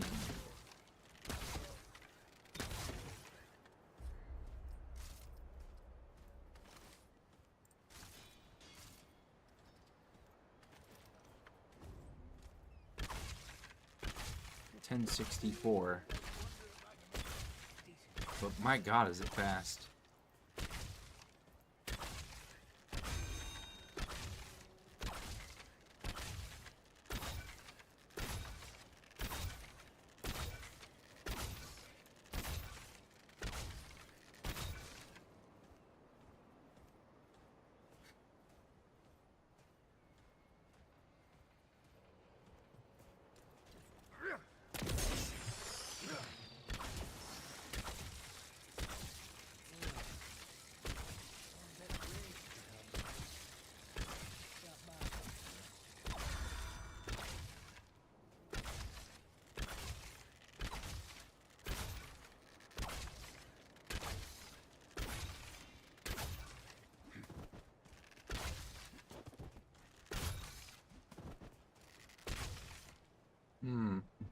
I think I might stick with this bow. It is just really good. With speed, anyway.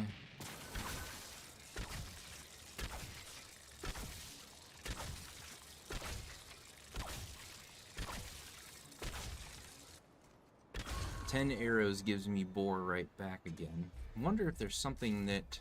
Because boar would be the mutator, or the mod that I would want to equip when I'm fighting the enemies that don't have weak spots. But any other time...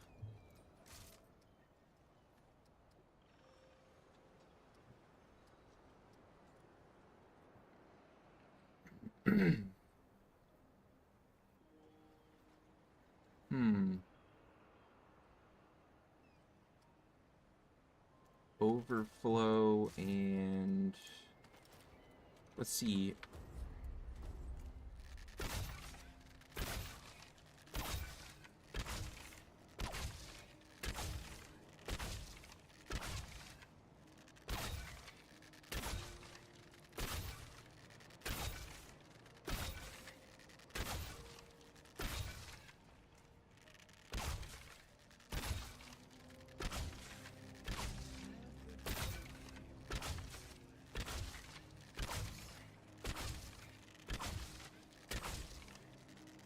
1.1?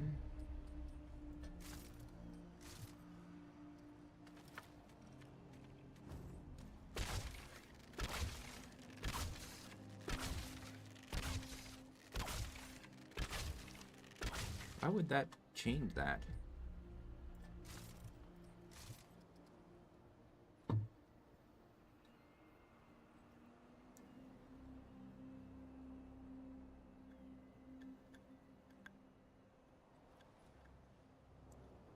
Increase crit chance of this weapon by 3% per unique negative status effect on the enemy.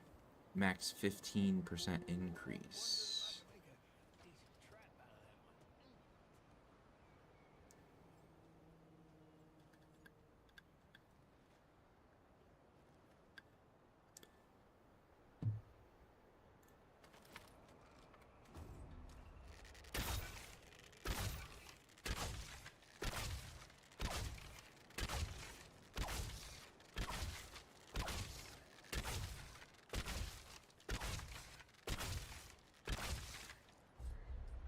We won't be firing. Dealing 20% of the attached weapon's magazine base damage. Increases reload speed by 3%. Lasts 7 seconds. Max 5 stacks. But we're not going to be hitting enemies for that many until we're fighting bosses. Reloading at max stacks increases range damage by 20%.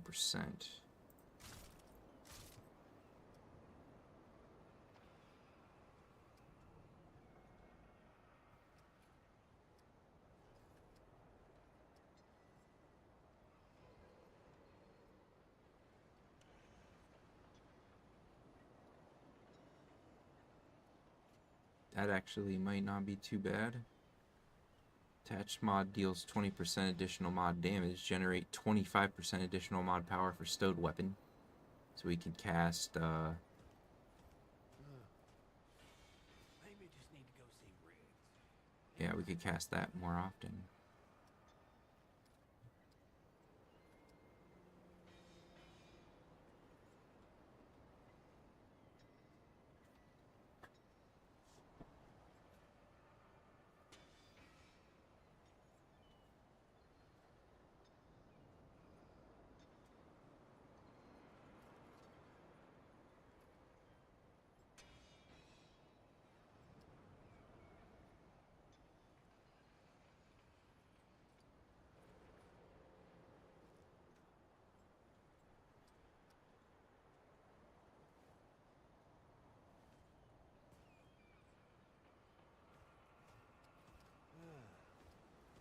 I'm betting Riggs can help me out.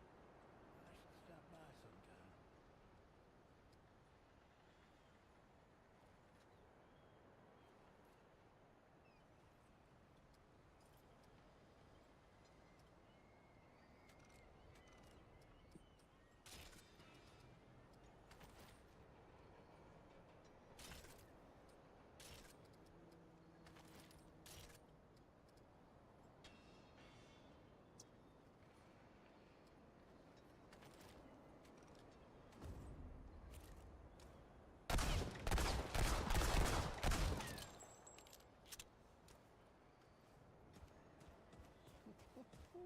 I wonder if I can make a decent trap.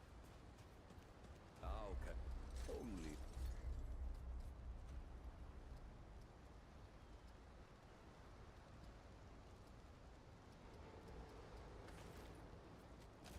until we meet once more. Okay, so extender maxed out. Increases reload speed of this weapon by 20%. Maybe just need to go see Riggs. Doesn't feel like any difference at all. It didn't go up to 10 like I thought it would either. Yeah.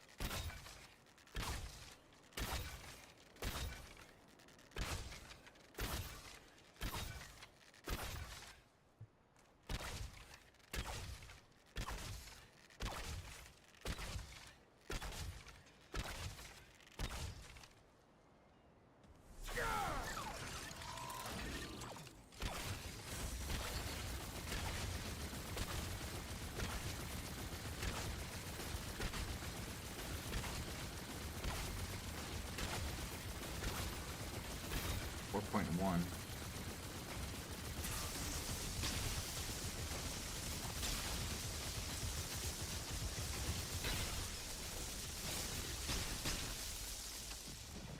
As much as I want to do an electric build,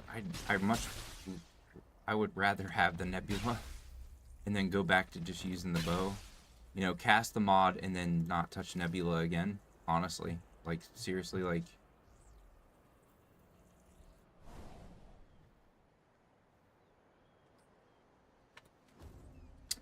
One more test though. It seems like the first one's almost.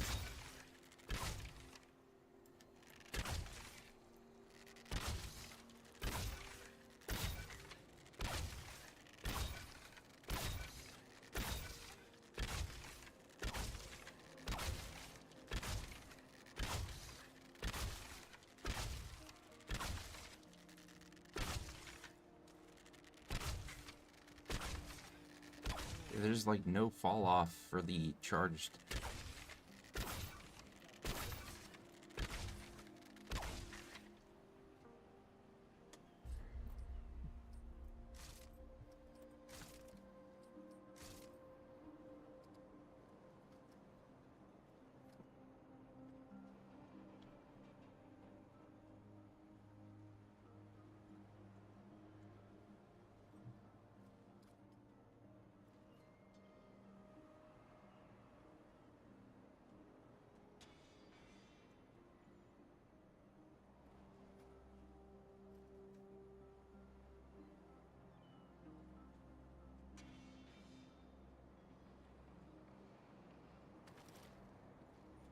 Hate the way that looks on the bow, but man, Song of Aether is really good.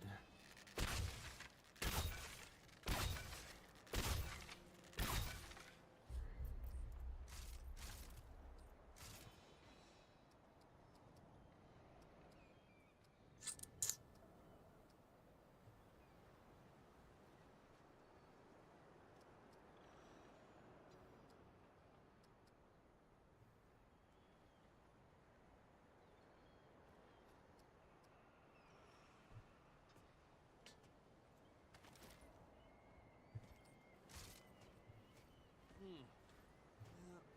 need something along the barrel.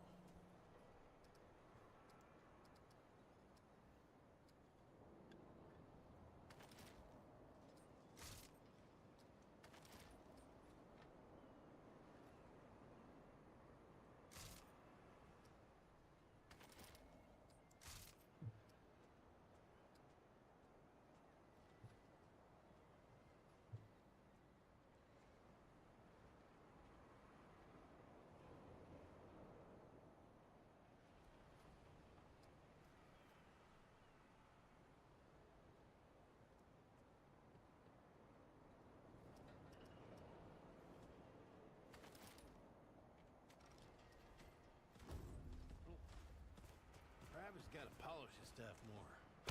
Keep straight.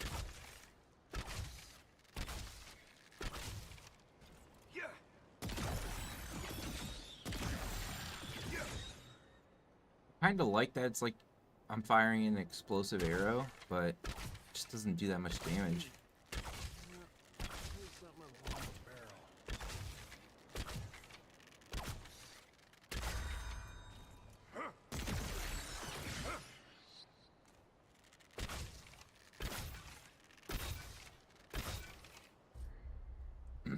I do like that it's similar to what Nebula does, and it's like I'm shooting a missile arrow or whatever.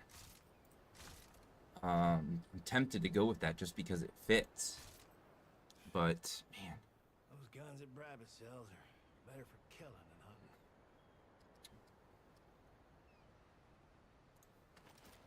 the Astral Burst I probably won't go with just because I really don't like the way this bow looks like this. Brabus got to polish his stuff more.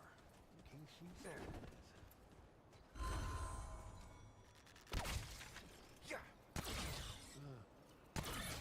Maybe you just need to go see Riggs. It did pretty good damage.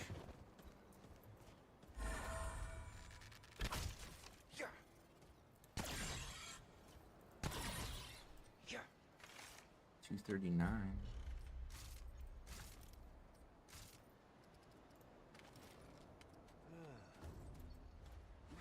By far the best looking bow skin.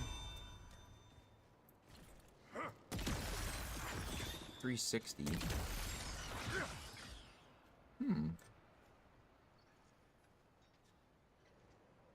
Yeah, I think we'll stick with that. Anything else? Shield strike at +10. Harmonizer +10. Supercharger.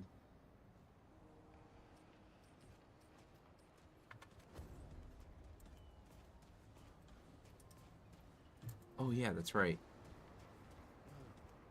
I wanted to see...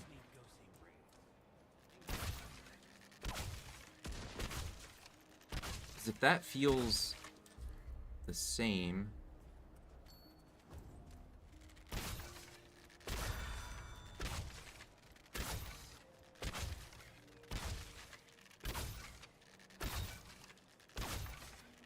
It literally feels like it did nothing. It changed nothing.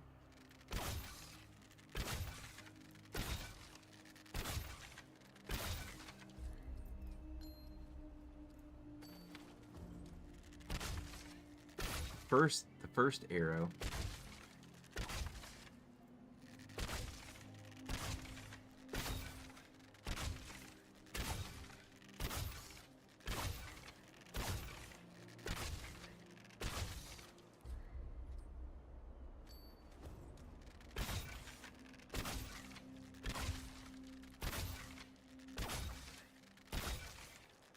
Feels like it changed nothing.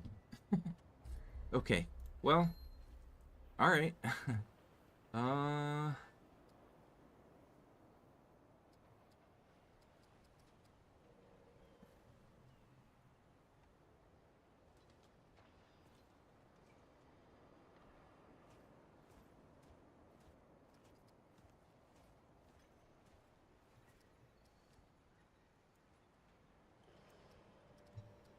We could do another 10% crit chance.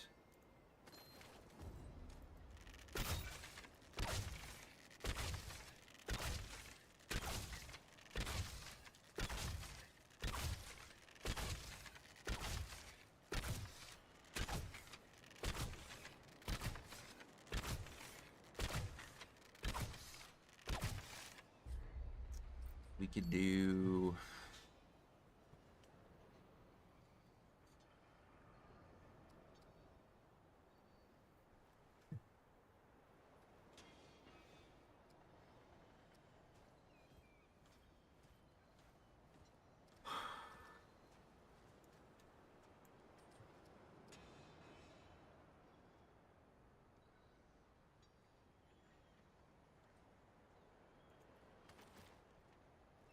We could do another stack of bulwark. Also grants 2 stamina regen per second for each bulwark stack and increases bulwark limit from 5 to 6. So we have 6 stacks of bulwark, which means we're getting reduced stamina, or reduces damage by 27%. This is going to bump us up to 65.8 damage reduction. Let's put on the outfit that I actually like and see how much of a difference that makes. 62.3.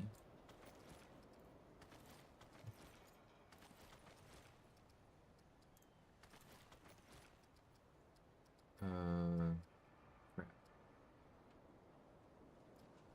62.3, 65.8. So roughly a 3% difference, and that's it. 48.7. Both of them, I believe, are normal weight.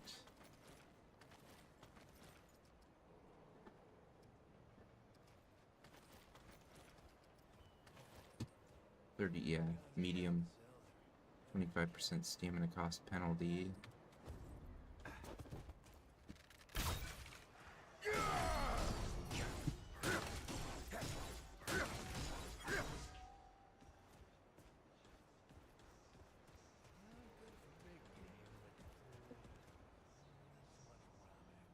Oh, you haven't went yet?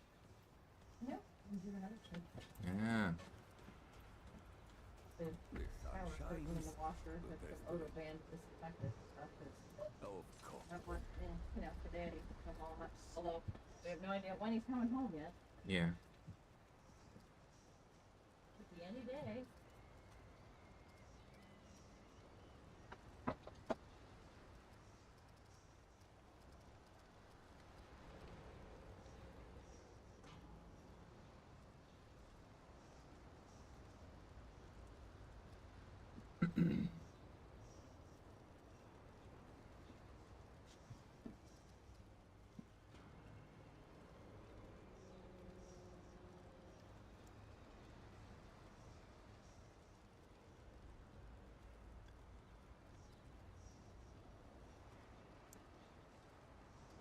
I don't think I want to upgrade any.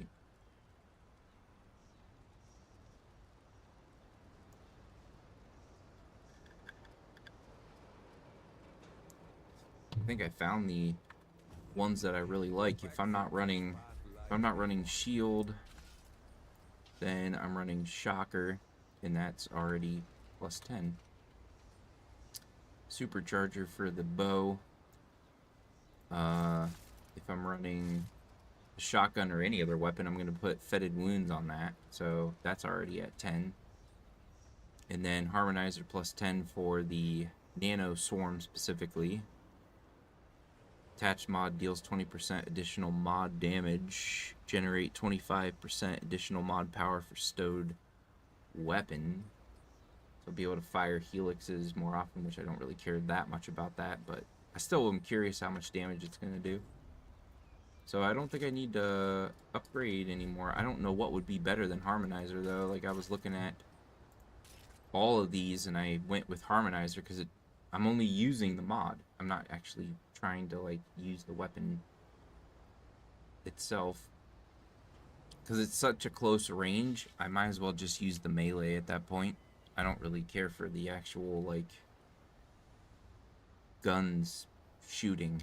I care only about its mod. Anyway, yeah, let's not bother with that. Let's go see how good this helix is. Might be worth using. And now we have 6 stacks of bulwark, but oh, what am I doing? Put that bulwark on and then didn't even see 1058, 1086.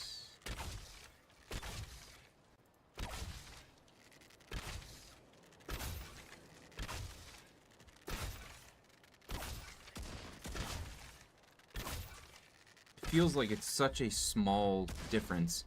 There is a difference. I'm seeing that there is a difference between that one and this one. But I'm only really seeing it at the beginning of the first shot. After that, it just does the same thing. 1482.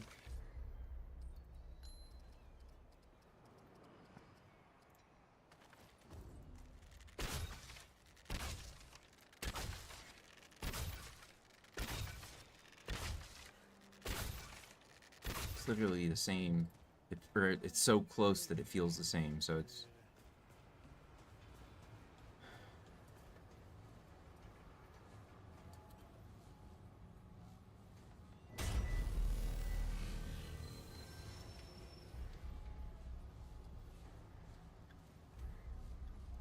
Oh yeah.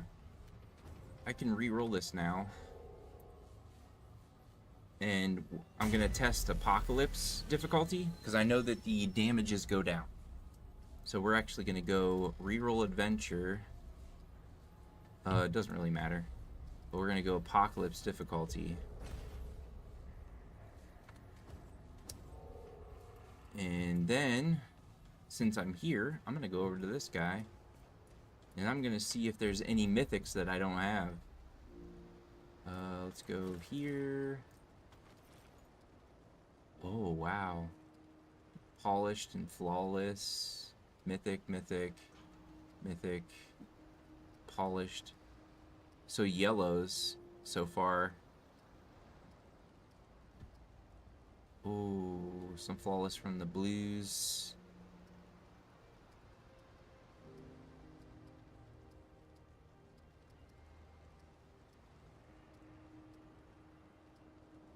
So we're going to want to roll some blues and a lot of yellows. Yeah. All right. Let's talk to you. Upgrade. No. Craft.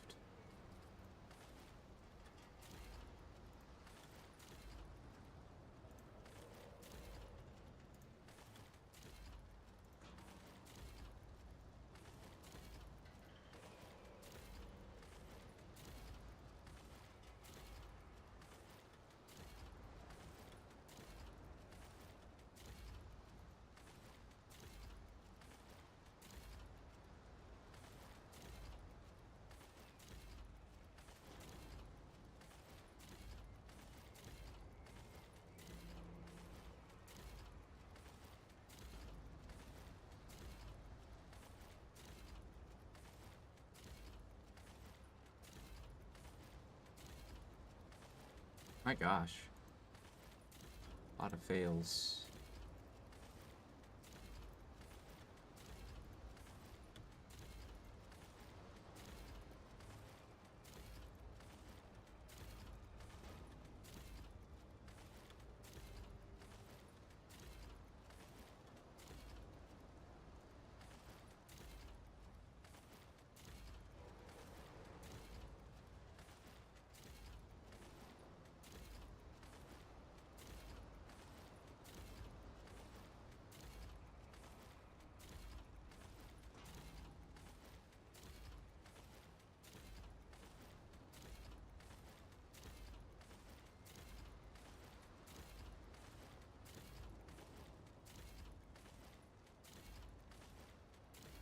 Well, that's a bit ridiculous.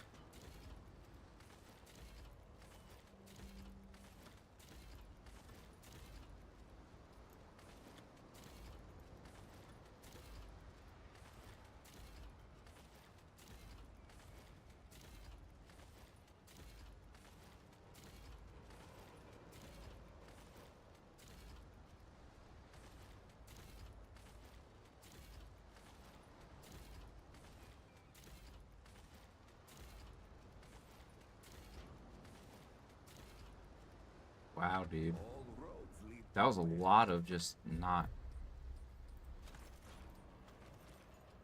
Mythic? Mythic.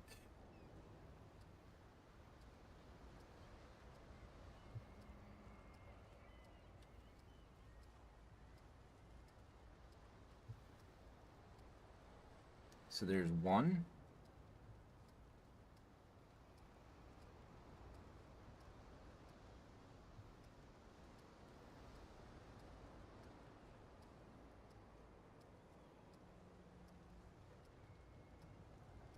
Literally just one left. Flawless elemental resistance. So, wow, that's crazy. One left to upgrade to mythic, and that's it. Nice.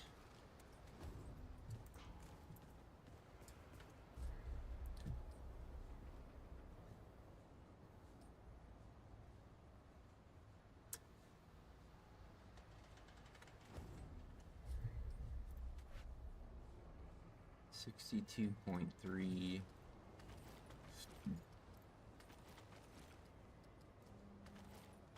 Oh, why am I heavy now? Oh, that's why. Okay, medium.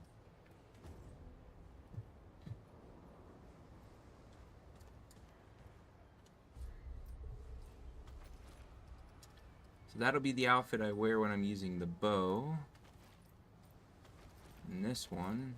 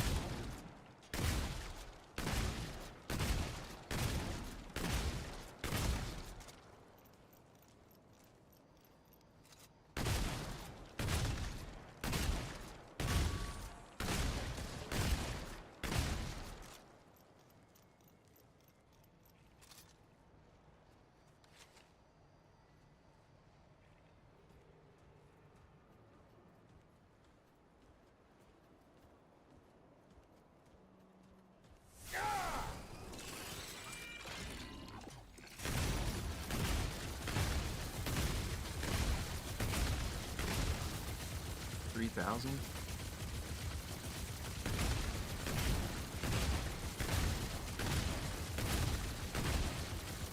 3,000 3 times in a row. That's nice. But yeah, you have to stop for so long.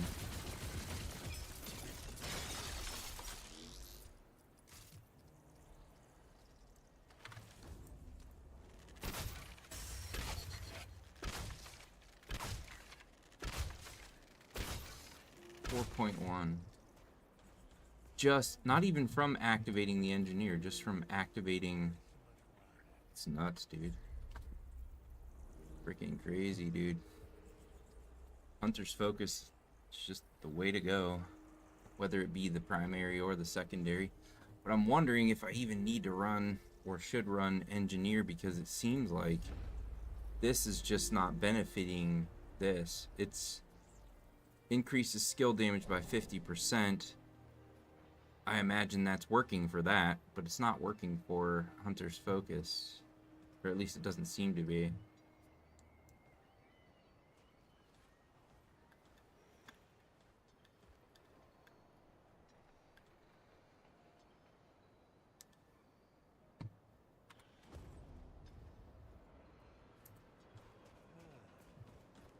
I'll bet Riggs can help me out.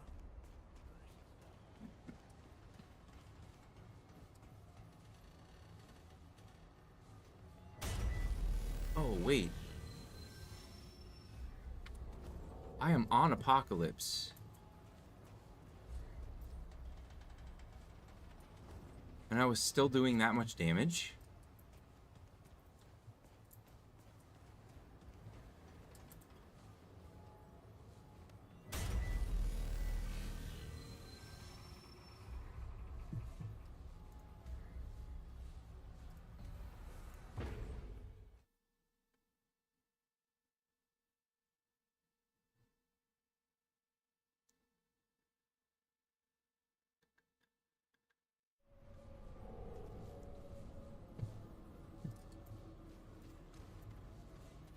I've never seen anything like this before.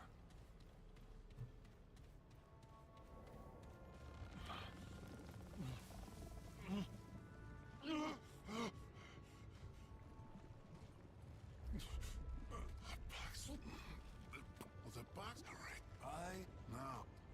There once if it seeks the beast, won't be with or pray. Take what it.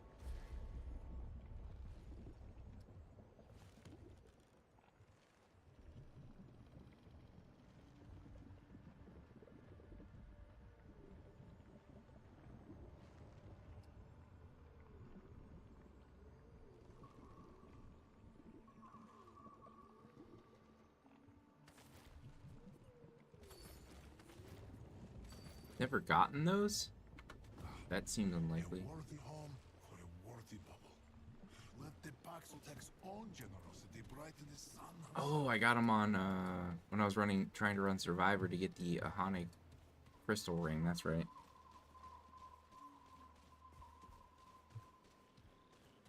Alright, we are on the hardest difficulty of the game. How did I miss that? Let's see what we do against these enemies.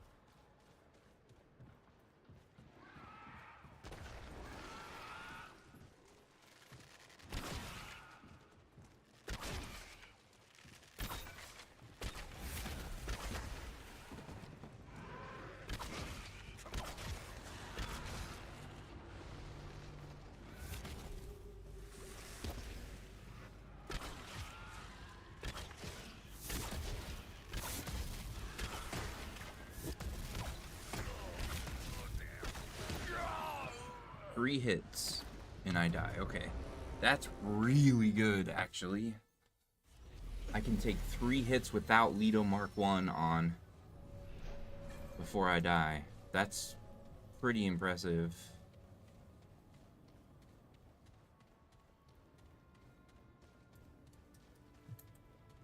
But at the same time, if I'm running Apocalypse difficulty, I won't be wearing this armor. I'll be wearing Leto for sure.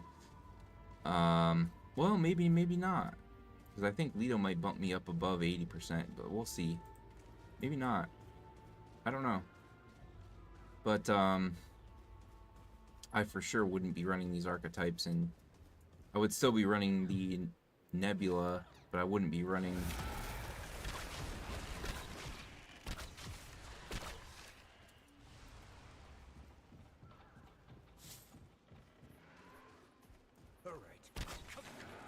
How did I not hit you?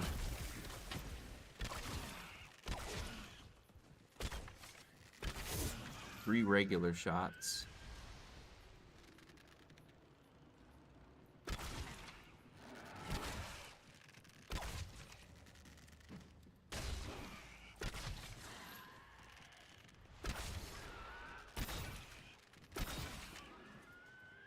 Two charge shots. And that's without Hunter's Focus, though.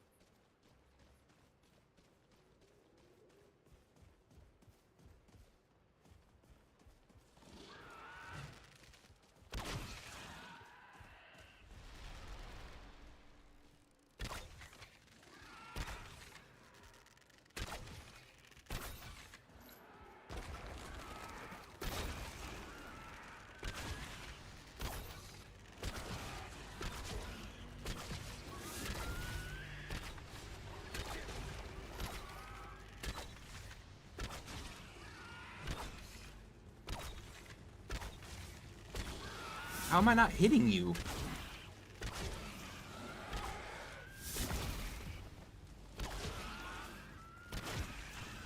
What the crap, dude? Just like with the shotguns, sometimes it just misses and there's no reason why.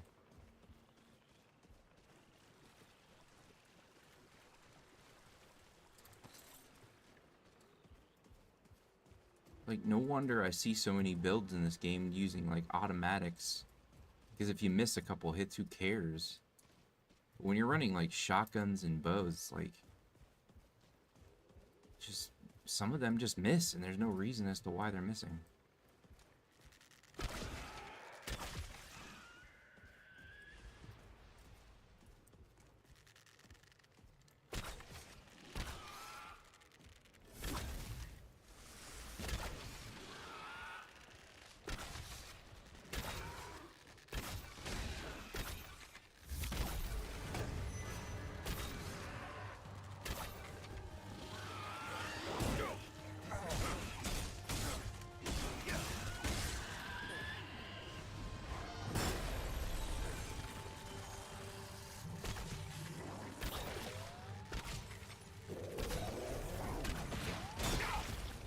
Dodge too early.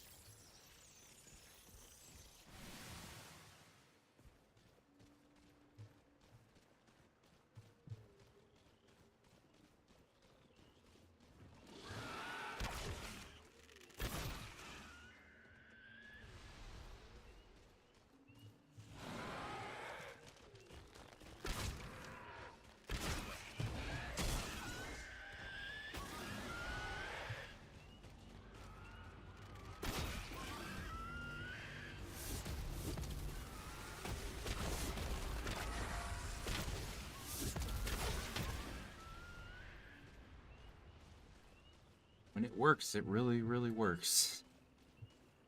And I'm not even using Hunter's Focus. I haven't even bothered using that yet.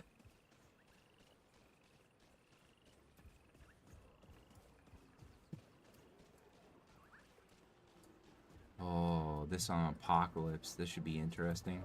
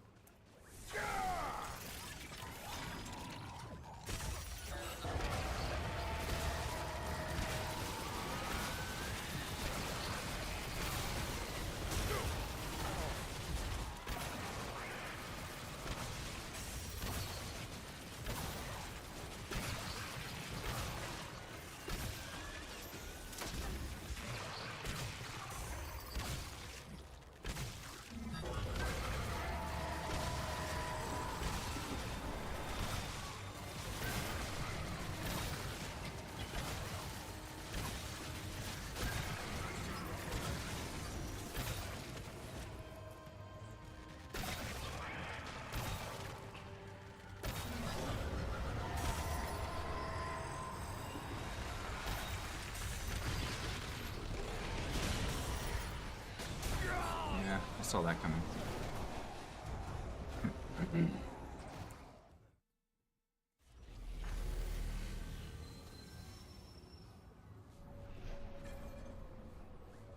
Alright, so I don't really care. At least we know where we're at. We were taking like 3 hits, which is really nice. What? Oh, that's right. Yeah, because I bought these. Gain 15% to all damage when health is not completely full. When below 50% health, gain an additional 10% bonus to all damage. So 25% total damage. And then restricts the wearer from healing above 50% of their max health and reduces all incoming damage by 15%. I've seen people running stuff like this, but I don't understand why they would want to run this, these 2 items together, when they could just run like I did with at least 5 stacks of Bulwark. But I think I might mess with this and see if I can get something with that's giving me more damage for the bow.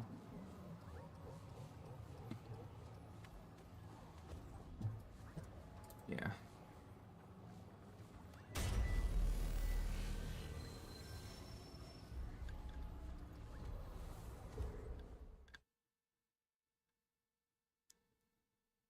Let's go back to Ward 13.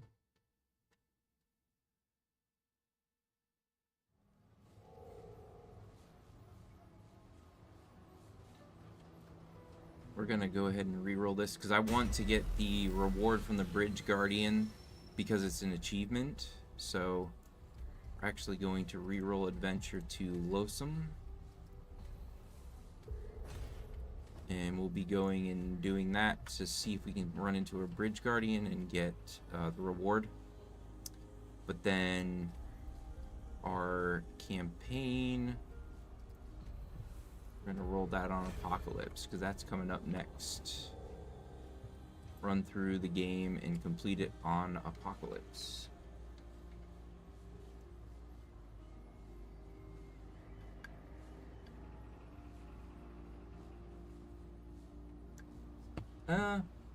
I may not do that yet. I don't know. There's some other achievements that I need to get too.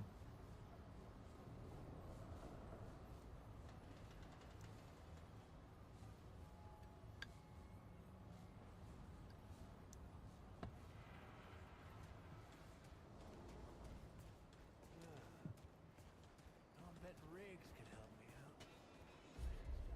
me out. So 6 stacks of Bulwark, 62.3. We remove that, 61.1. So it's not really giving us that much more at 6 stacks. So let's see here. We could do weak spot, but that's not gonna be for all. A flat increase to all damage by 7%.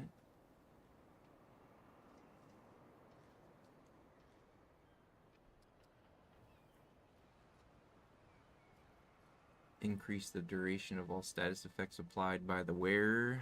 That would only be used with that, though.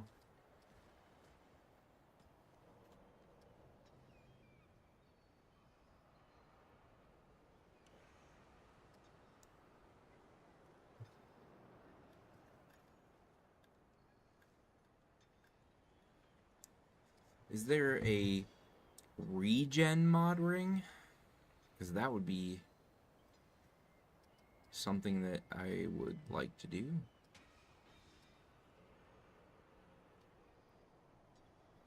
Increases skill duration by 15%. That might be helpful. We could also do a 10% more crit chance.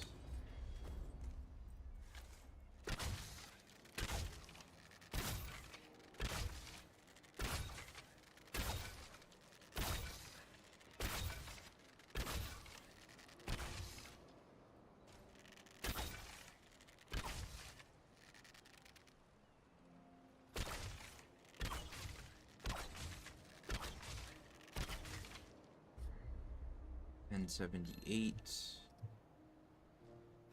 Decrease range of all firearms. Increases all damage dealt by 15%.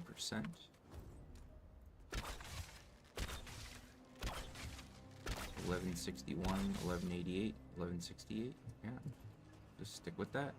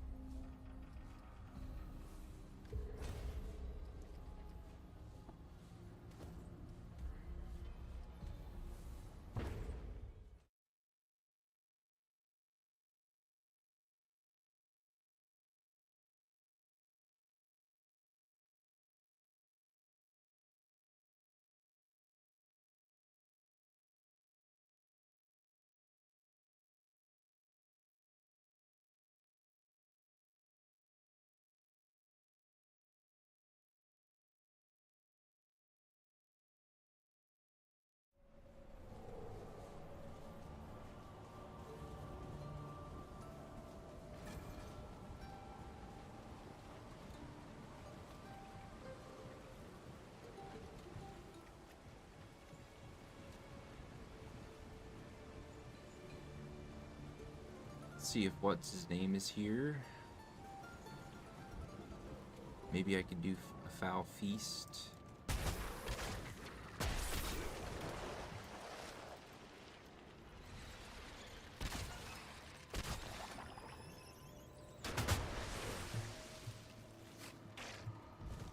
There you are.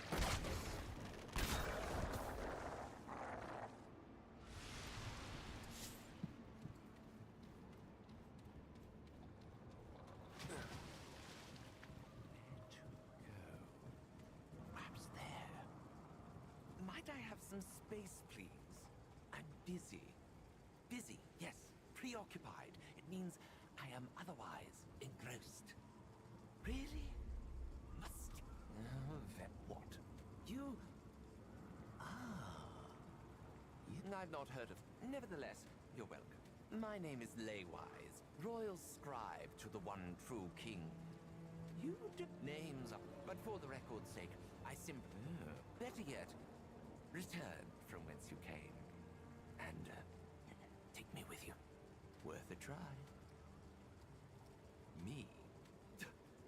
Ah, as it happens, I would happily give. I live. Here's Curse. That's all you got. Fine. The one. Yet he is. Thus, I dress like. The drap, but the same. Did you. Once this deluge ceases. Though that it by who? Some others. Less. The kings at the time for cult war. There. But now I cannot meet.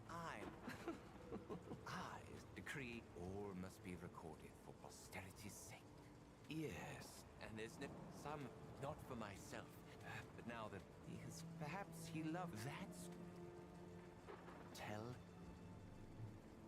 All right. Yeah.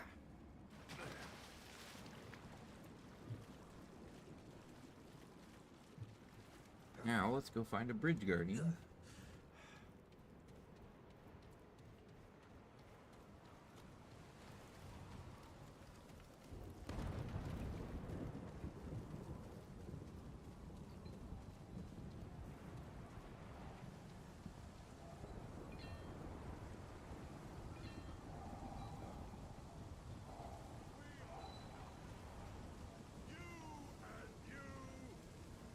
Nothing! Even me! Nothing! Wait! That stench! Heretic! Kill him, my children!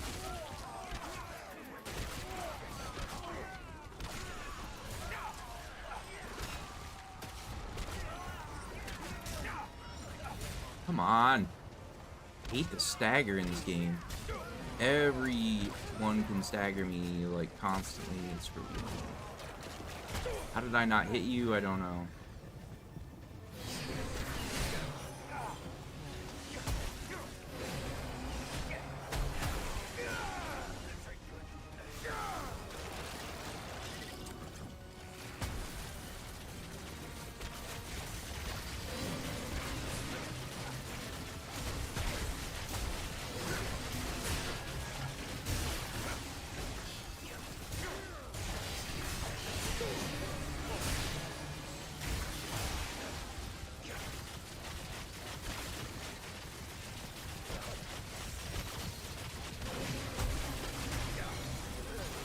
Am I not hitting him with my arrows?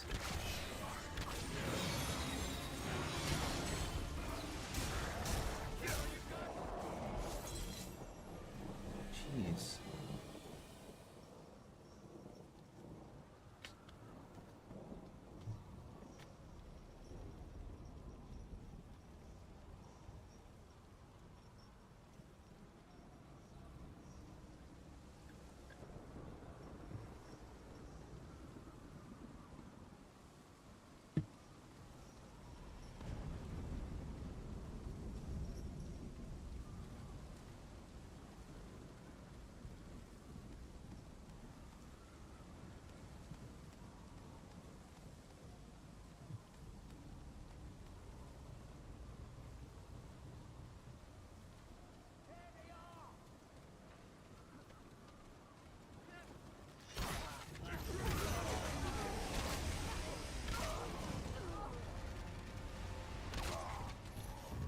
Huh.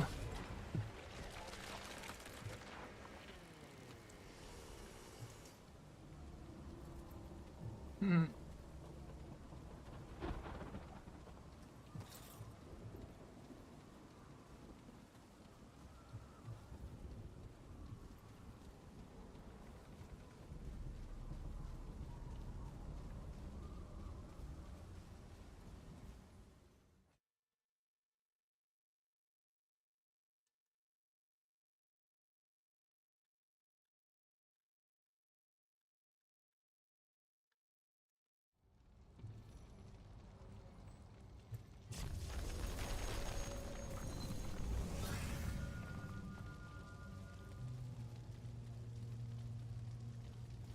This place looks bad.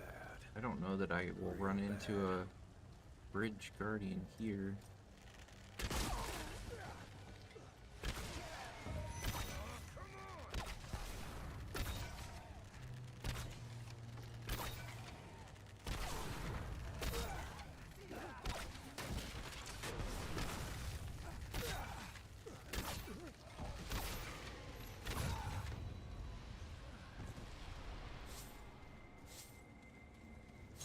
Not enough room.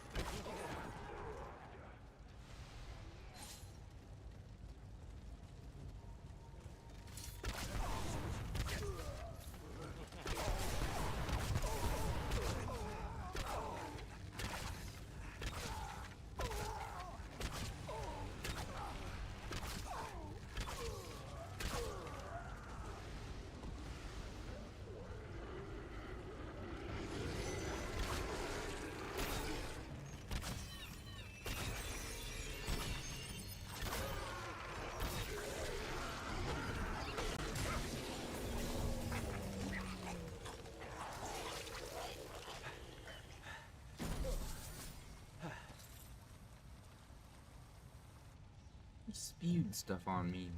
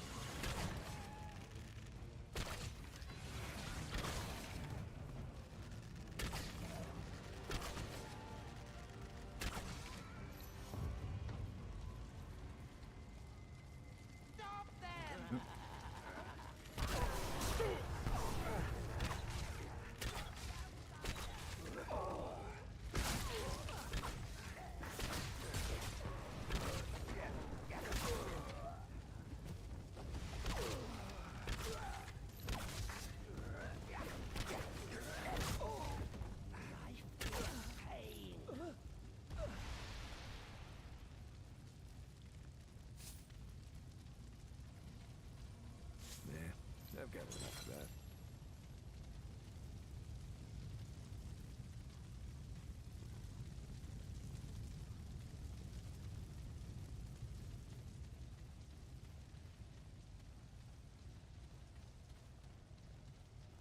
Okay, this is it.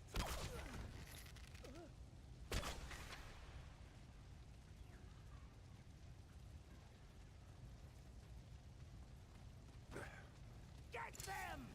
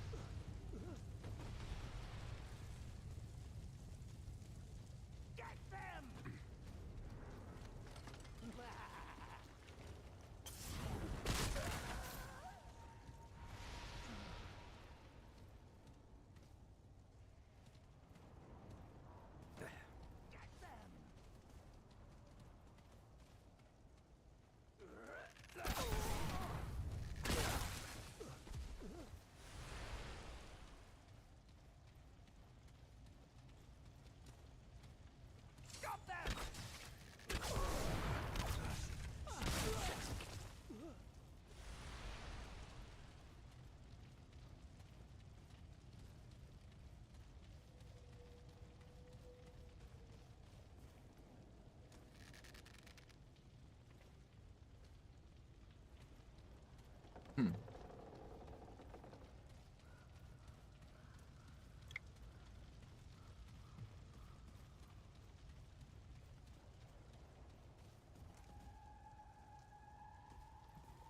No bridge guardian yet.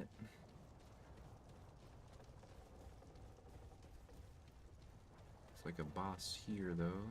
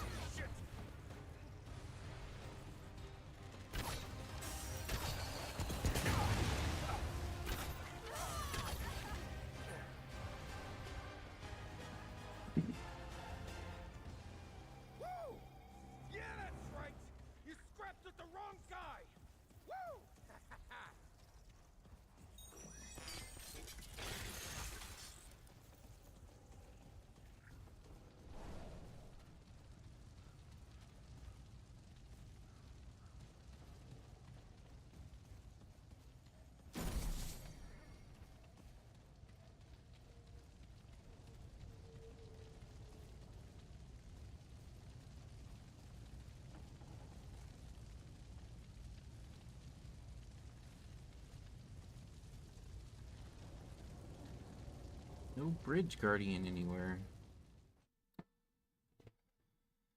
Is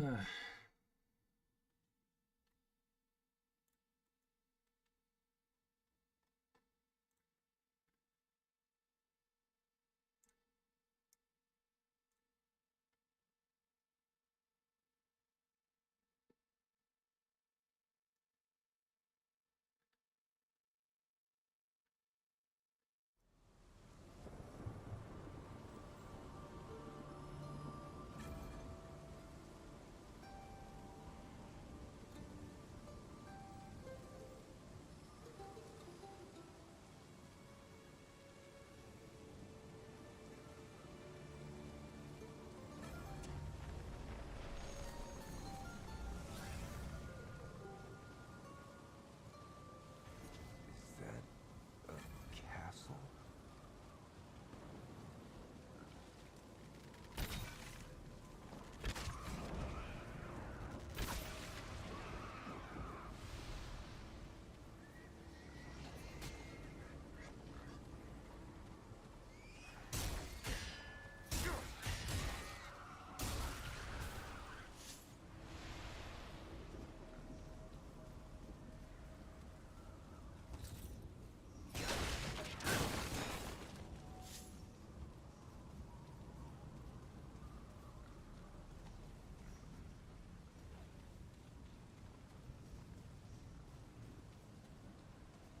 Oh, Mr. Bridge Guardian, where are you?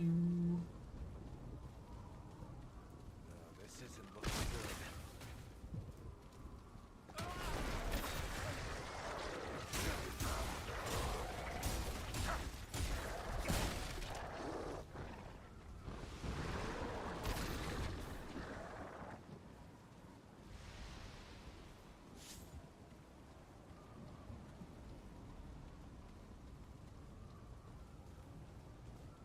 We will end them!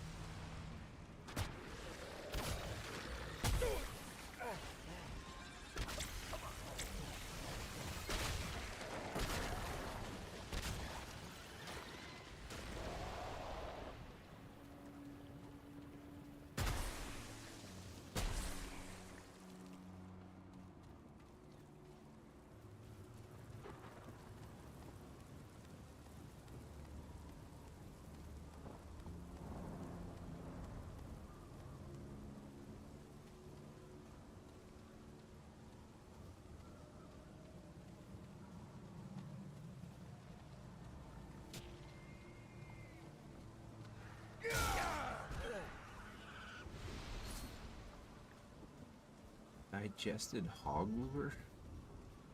Must have picked that up before, but I don't remember that.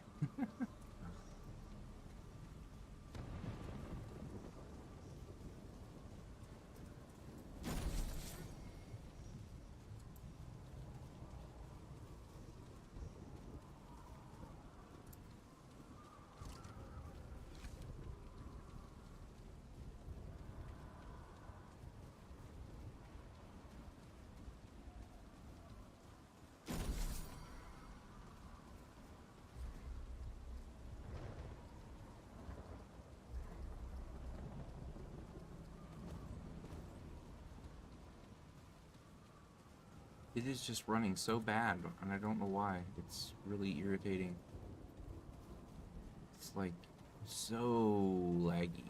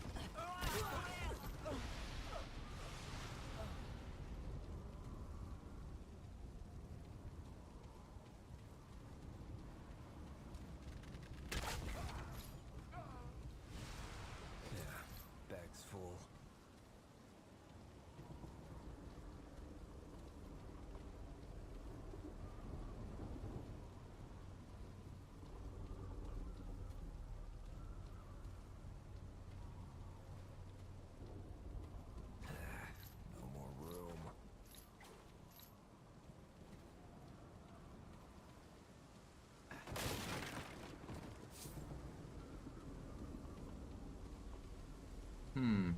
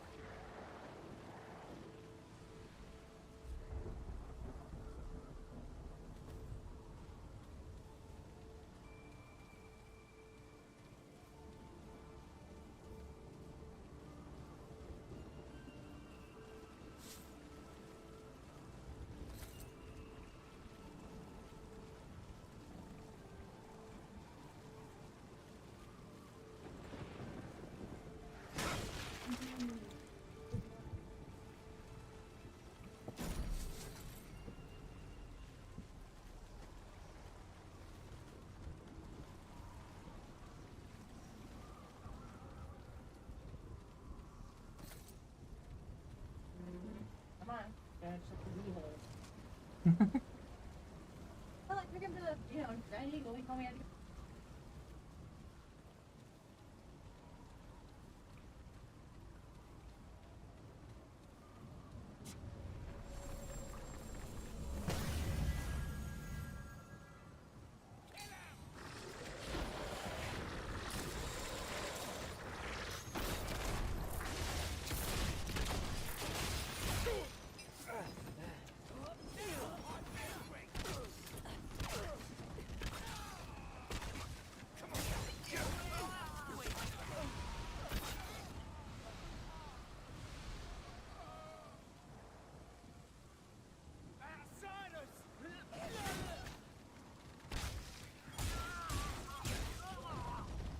It was a good call not putting stuff into weak spot because I am just not landing weak spots.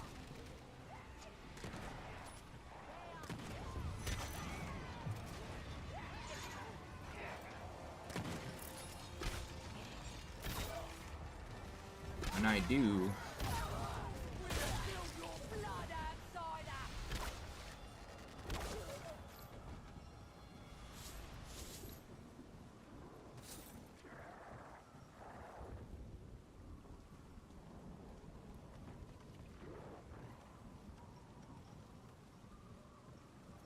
like with the shotguns, it's like really super duper easy to land. Won't fit. I hate when they land right on top of each other like that.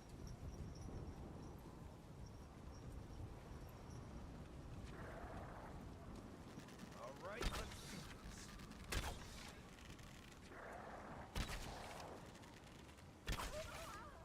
this. Jeez.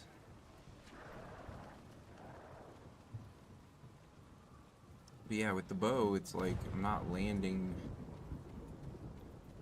weak spots very effectively. But I'm still doing a lot of damage.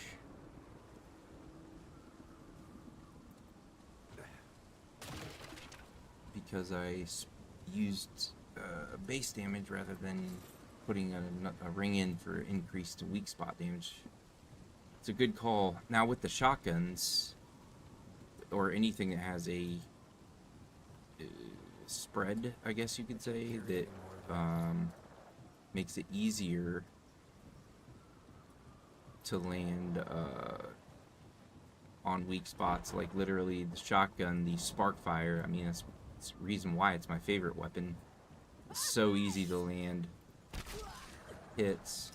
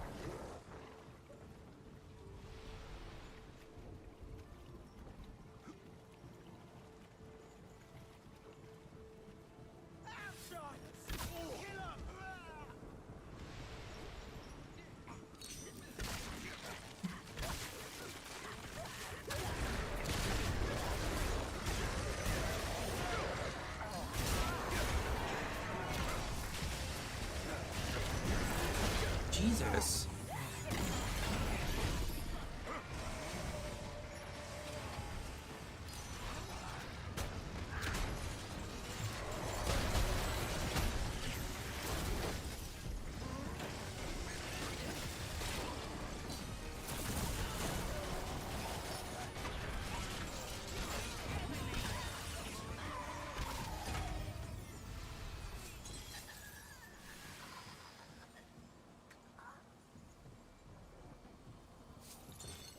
Nice.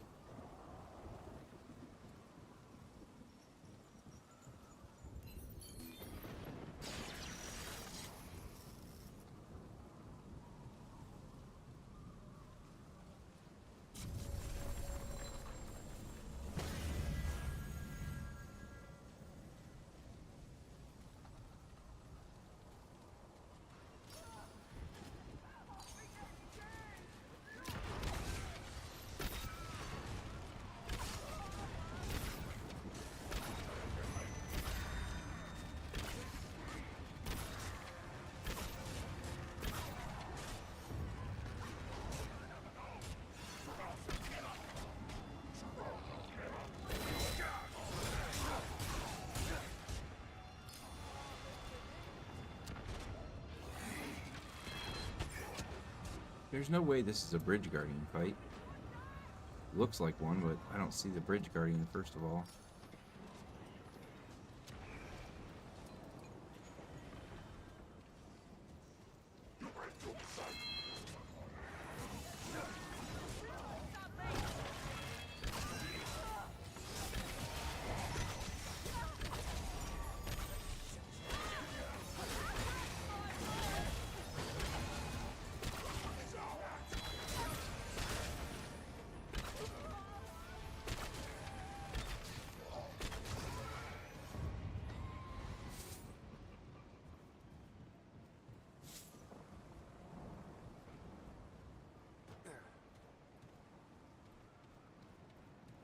Yep, definitely not a Bridge Guardian fight.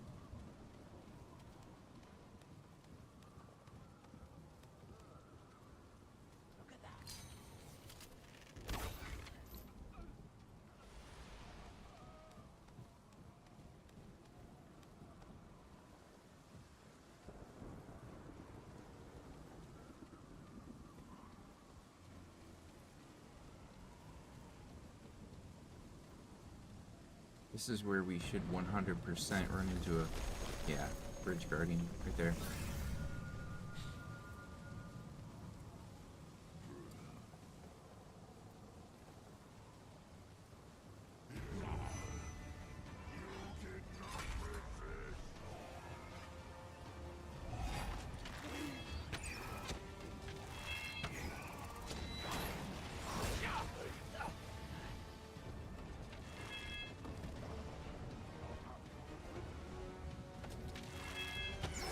I don't know if I'm supposed to interfere or not. Yo, why are you attacking me?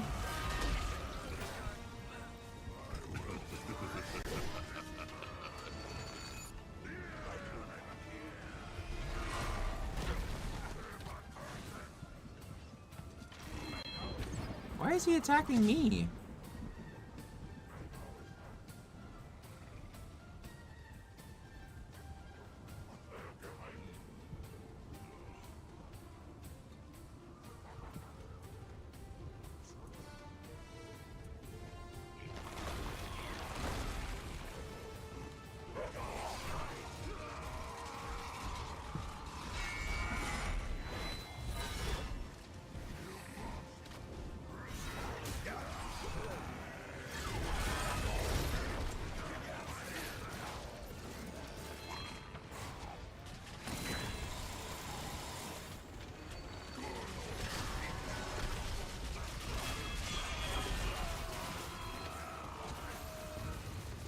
That's really annoying.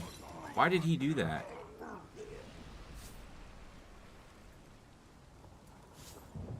I wasn't even attacking or anything. That's bull.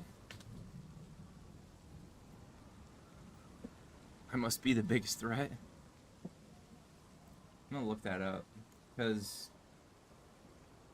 what I was told was there's a fight that starts and then you just stand there and you don't interact with anything. You don't fight anything.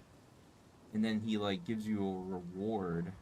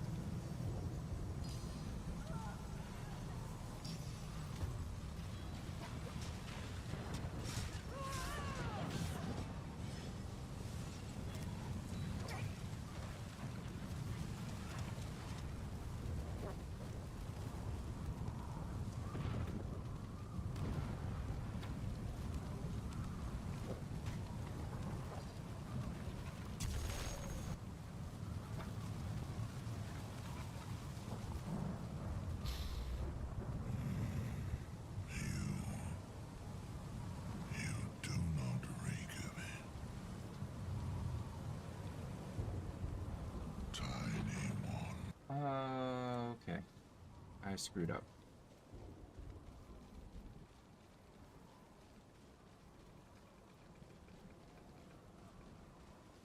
That really sucks. I expected that fight to be right here.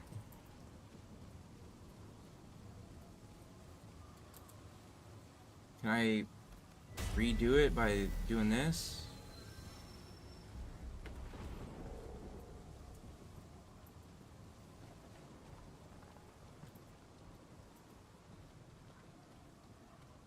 Fresh prey.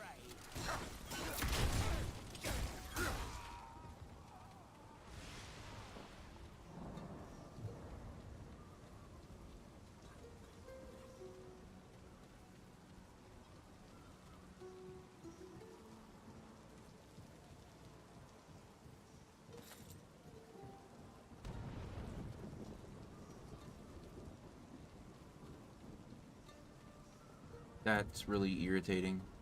So that was my bad. I should have watched the video again. Who's that? Get up! You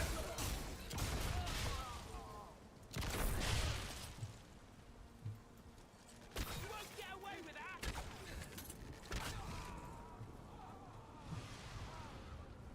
So all the way down here, which makes no sense to me, which is why I didn't even think about it. All the way down here, in here, there's a fight that breaks out.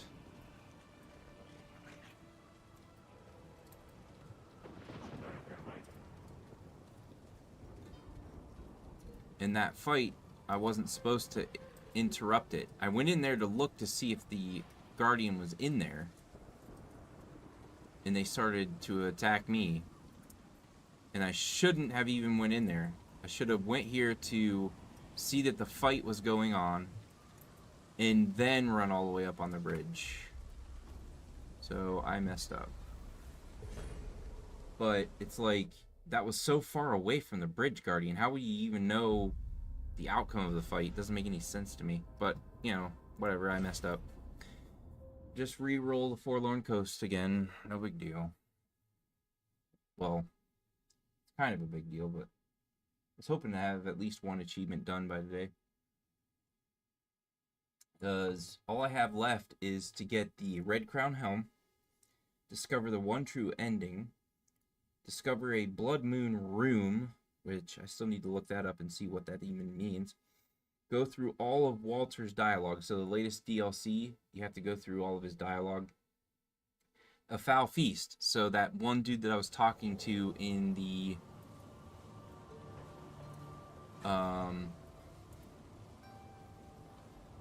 in the sewers.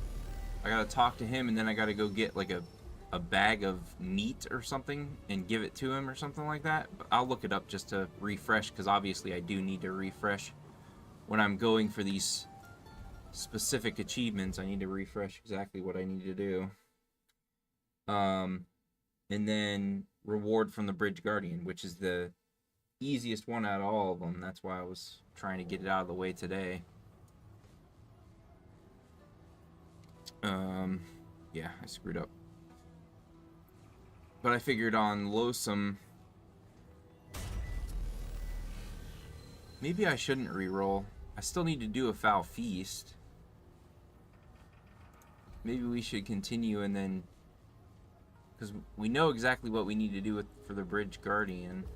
So maybe I should go and see if I can get the Foul Feast achievement.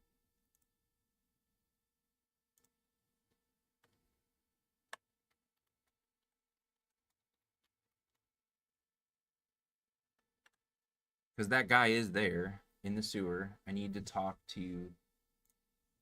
Hey everybody, we're playing Remnant 2, the Awakened King DLC, and we are working on the Foul Feast achievement / trophy. For this one, we're going to have to talk to an NPC at the very beginning of this area, and this is going to have to be done on a subsequent reroll from the first roll of the adventure mode in the Awakened King DLC. So after the first roll, it's going to incorporate some of the other side missions and side quests of the Loathsome world.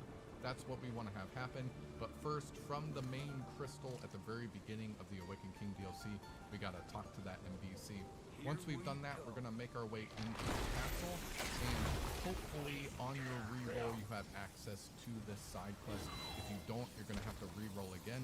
But what we're looking for is the Great Hall side quest.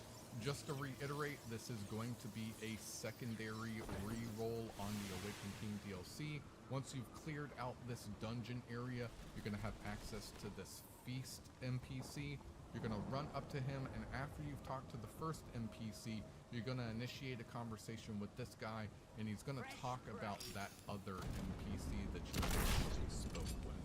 Now, it is worth mentioning that you will have to talk to that first NPC before talking to this guy.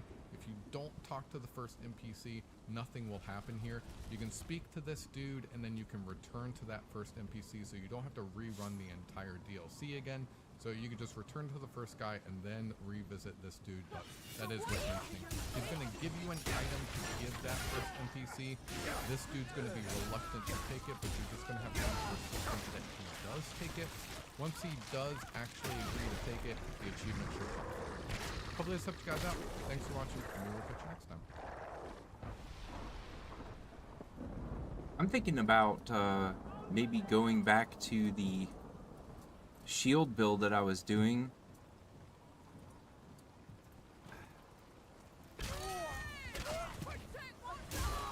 Because there is one ring where if you spend 75% of your ammo, you get a shield. And I would be spending 75% of my ammo every single shot of the bow, or at least I would think so. I can't remember. When spending 75% or more of current magazine, gain a shield for 15% of max health for 5 seconds. Does not stack with itself, but I would be getting a shield like every time.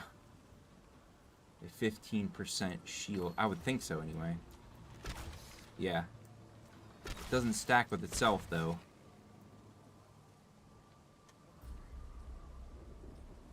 I don't know though, because that bulwark is pretty good. Always having 5 stacks of bulwark is pretty good. This one takes it from 5 to 6. Grant 1 stack of bulwark. Also grants 2 stamina regen per second for each bulwark stack, and increases bulwark limit from 5 to 6. So I put that on, I get 6 stacks of bulwark.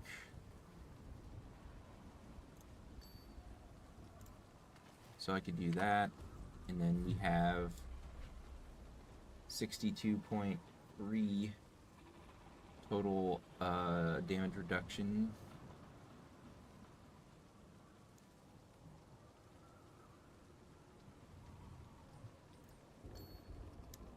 Or a damage shield. Literally every single time I fire the bow, that dropped down just by a little bit. It didn't really drop by much. It went from 27% to 20 or 27.5% or 27.2%, somewhere in there, to 25%. It's not much of a difference. And then this, firing every single arrow, I'm gonna get a 15% shield.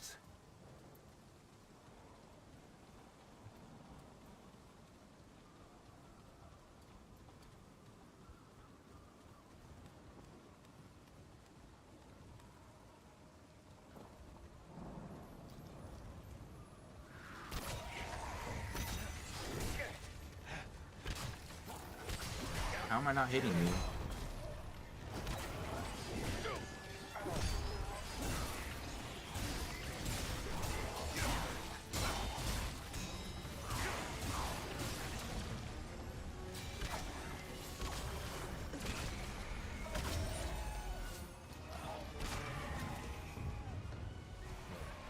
Can't carry anymore. And then,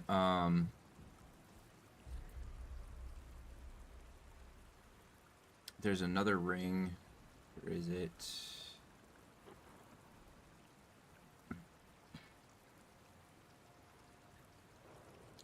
Anytime there's a shield going, I get 3% of max health per second.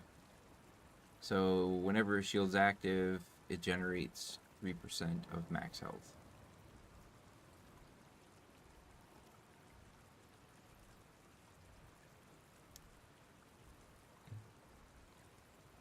So if my shield is going, which on average, how long does it go? For 5 seconds. So 15% of my max health will be regenerated every time, or at least one time that I fire the arrow. That's pretty crazy.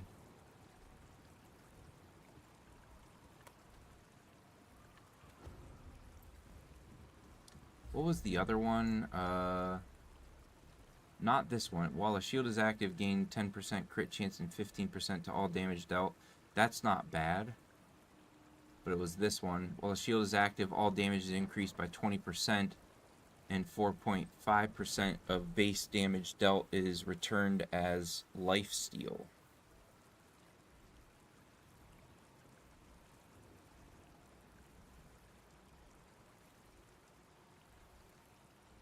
I do like the 10% crit chance with the bow. 15% to all damage. But this, all damage is increased by 20%. So after the first arrow being shot,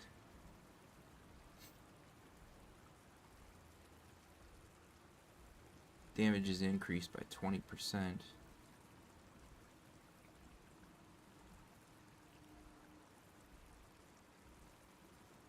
But then we would lose our infinite reserve ammo. I don't know how that would work out. 39 rounds.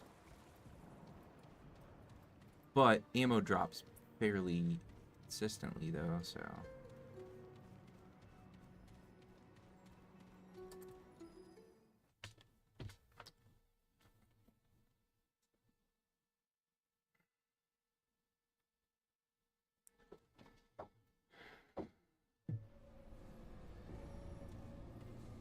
Gilded Chambers?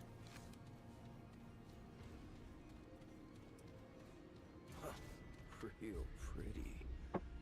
Yeah, I don't trust this place.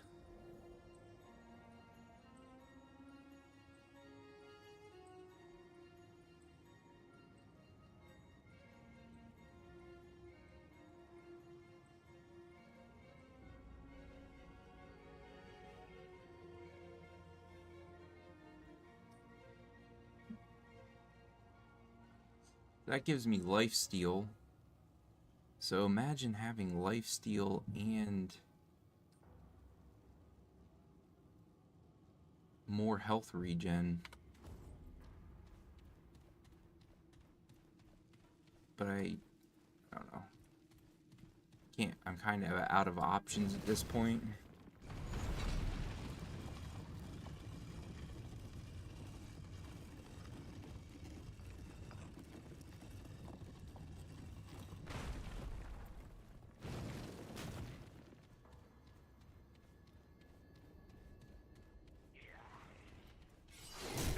Oh.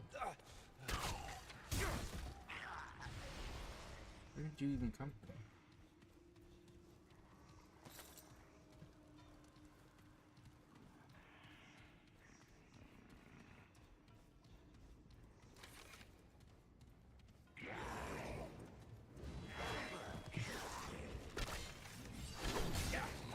I don't know how I'm missing. That's really annoying.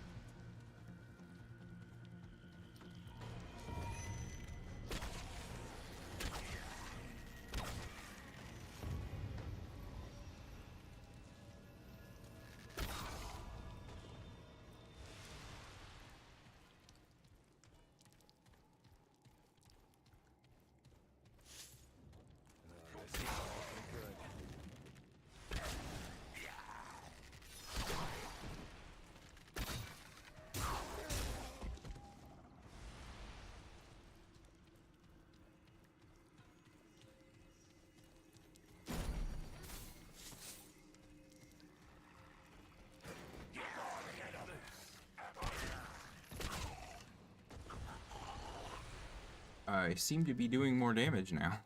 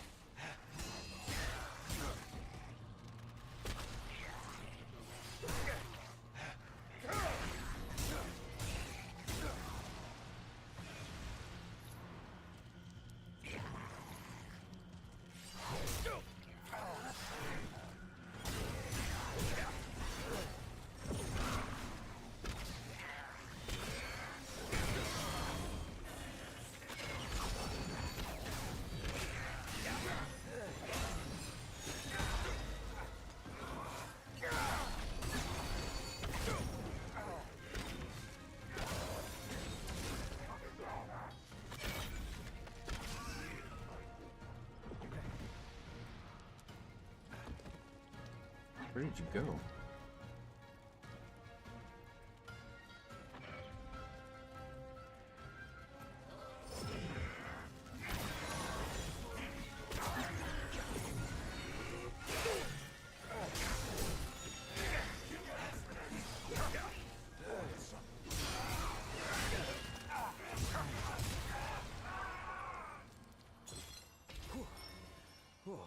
It's over.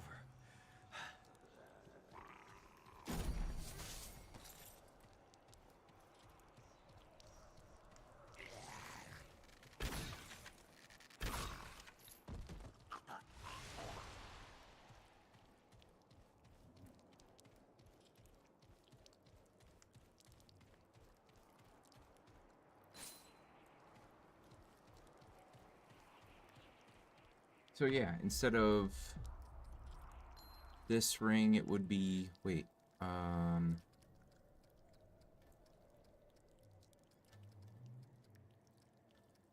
where is it? That one as well.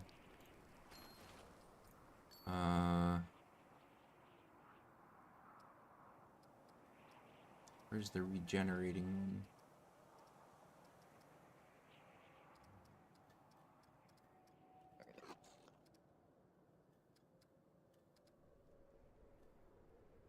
What the heck? I can't find it. there it is. So like that.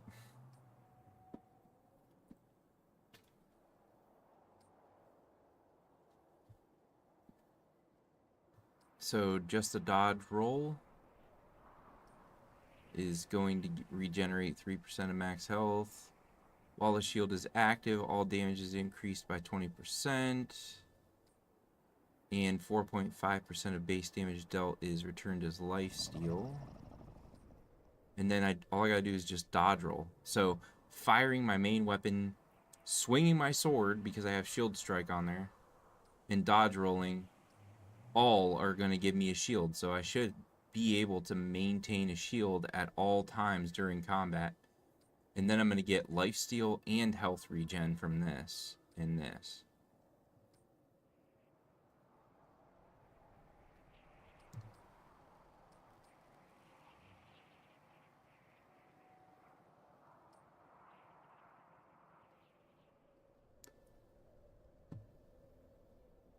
I'm wondering if I should change to the healer so that I'm getting even more health regen. Oh, I'm cursed.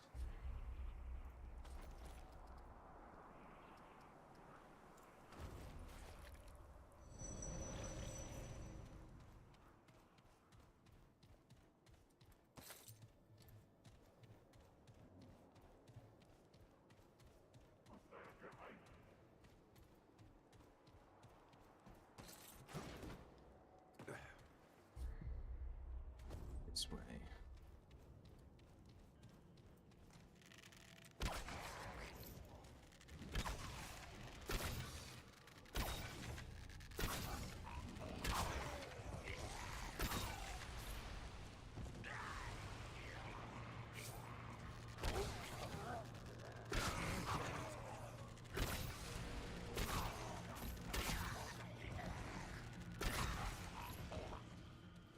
They're just dropping all kinds of ammo, so don't really think I... What was that? Oh, it was that.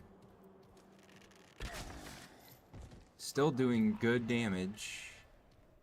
Constantly have a shield going all the time. Plain ribbon.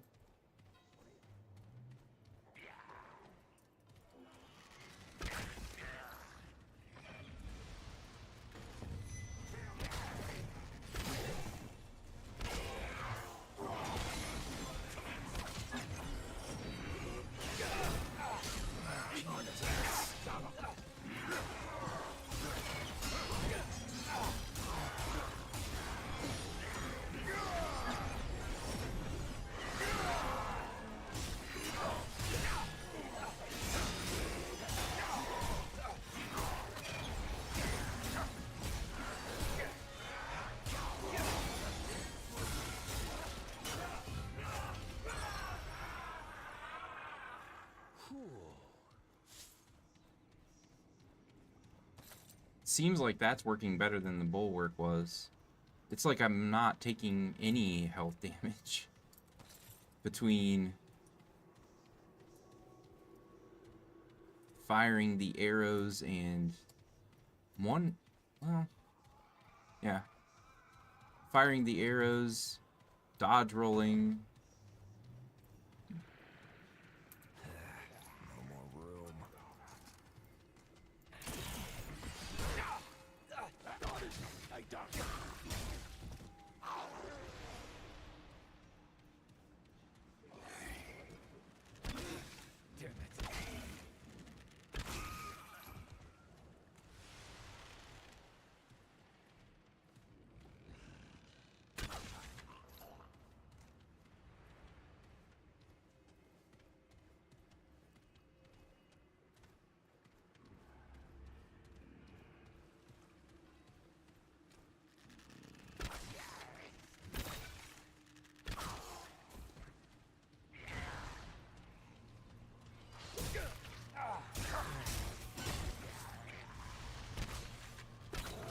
How is it missing? How?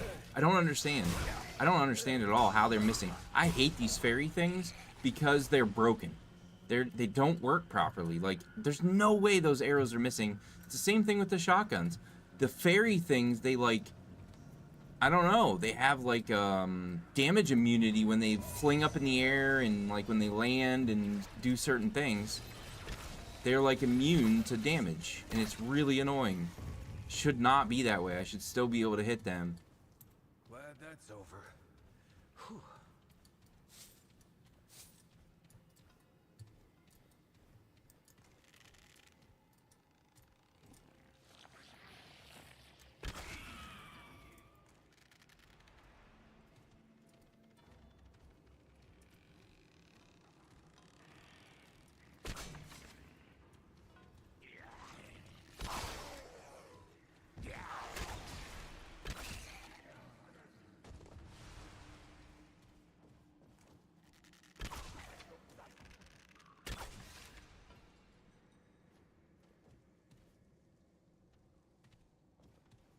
Okay, let's go back.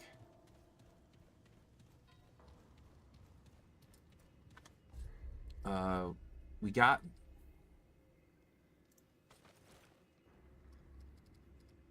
two of those.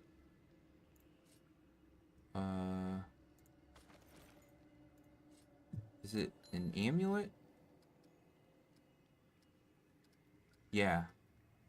We got that ribbon, the silver ribbon, and then we also need to get the golden ribbon, and then we can do something with the two ribbons with the giant Fey lady. I don't remember her name. So you don't want to put the ribbon on that. You want to hold on to it, I believe. And then go and get the other ribbon. And then give them both or combine them or something. I can't remember.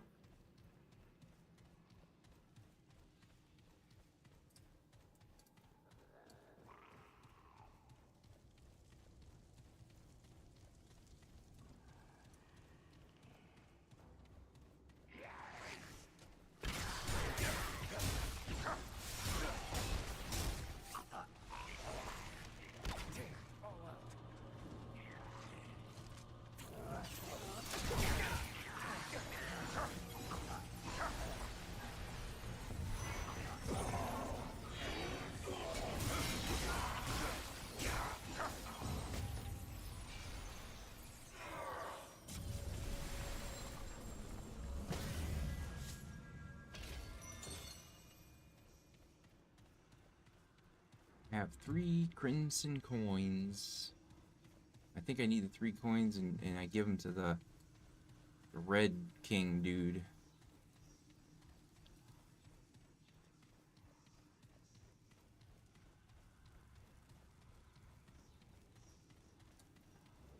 Yeah, there he is right there. I can't remember how this goes, though.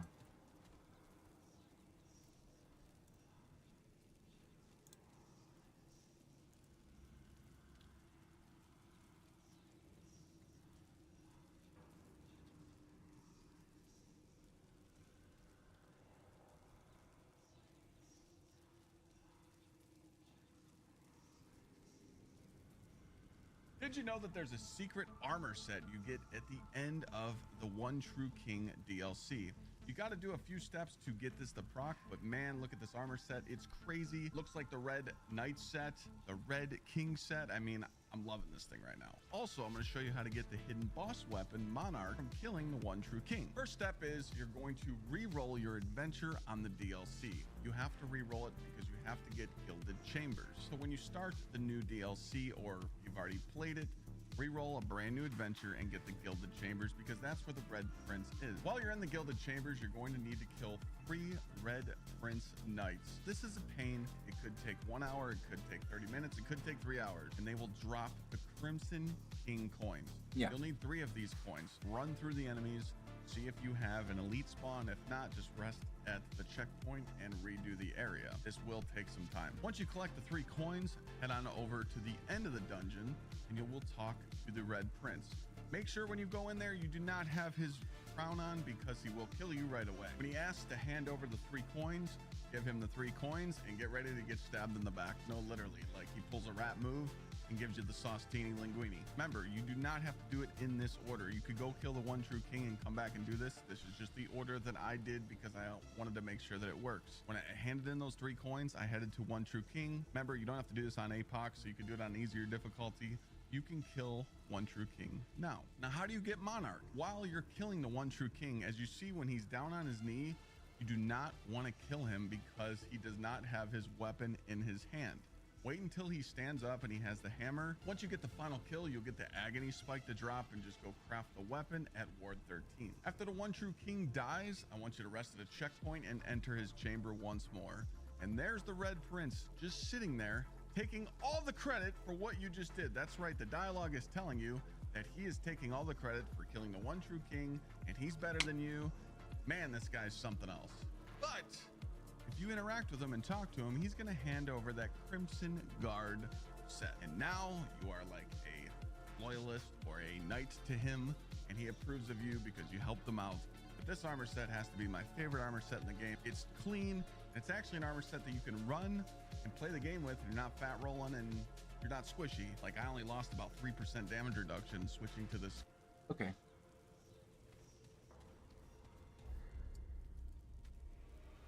No, strange one. But these, it is my hallowed, now that we should.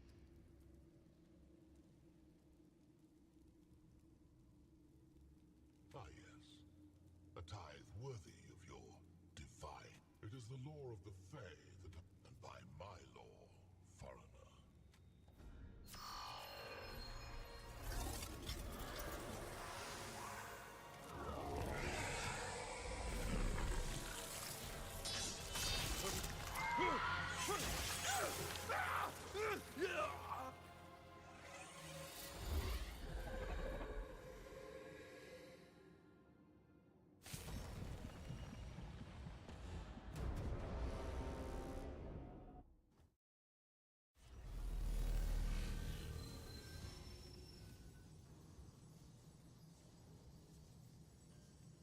Linguini. Remember, you do not have to do it in this order. You could go kill the one true king and come back and do this. This is just the order that I did because I wanted to make sure that it works. When I handed in those 3 coins, I headed to one true king. Remember, you don't have to do this on APOC, so you can do it on easier difficulty. You can kill one true king now. Now, how do you get Monarch? While you're killing the one true king, as you see when he's down on his knee, you do not. Okay, so now I got to go back. So I got to go find.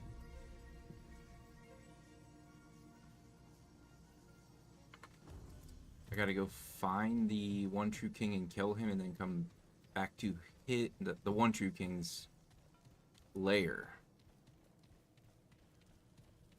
This door is open now.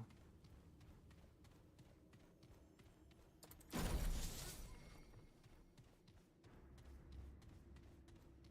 think this is right. I don't know.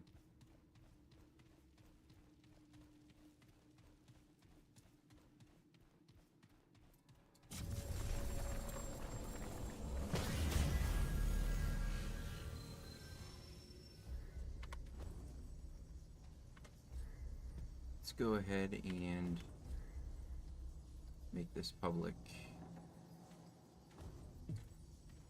So I think this is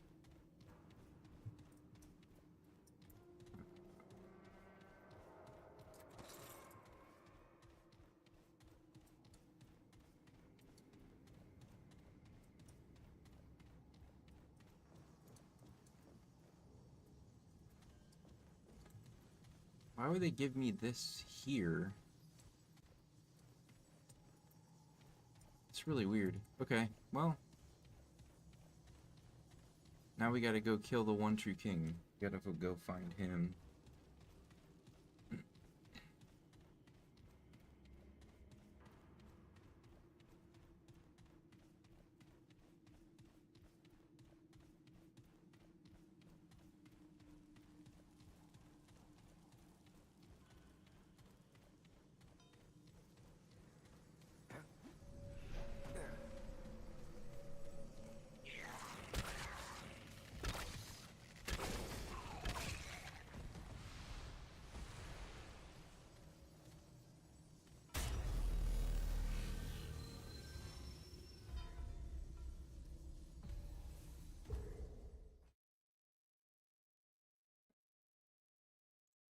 not want to kill him because he, man, this guy's something else. That's right, the dialogue is telling once more, and there's the Red Prince. Up and just go craft the weapon at Ward 13. After the one true king dies, I want you to rest at a checkpoint and enter his chamber once more. And there's the Red Prince just sitting there, taking all the credit for what you just did. That's right, the dialogue is telling you that he is taking all the credit.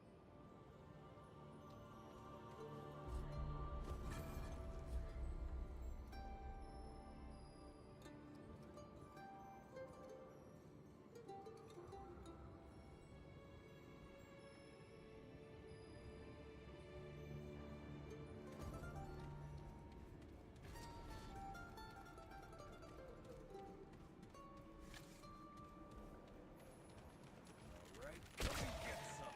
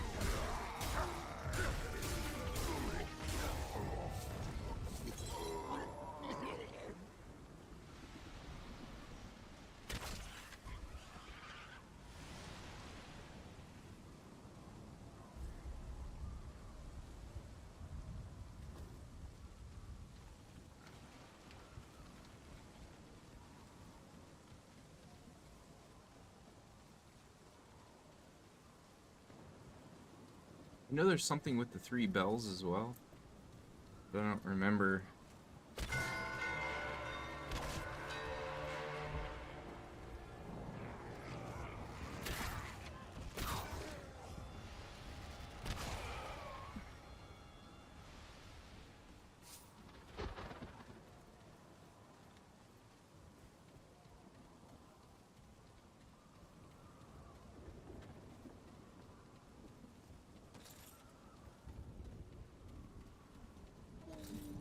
Bubby.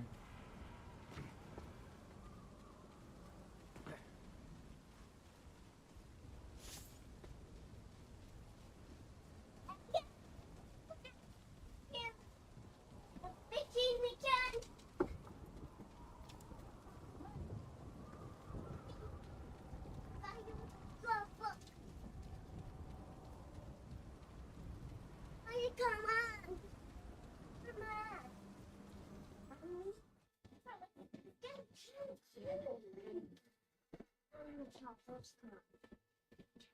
about Grandpa's house?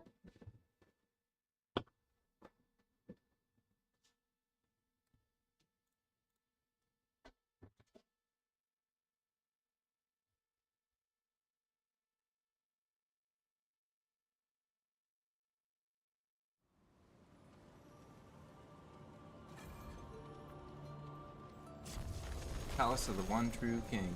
Too bad I don't have any more time to go and do this real quick.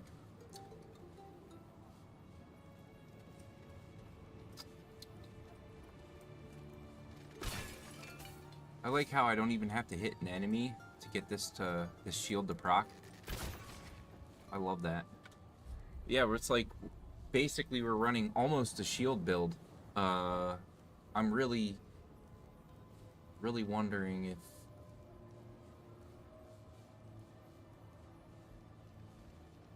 I should switch this out for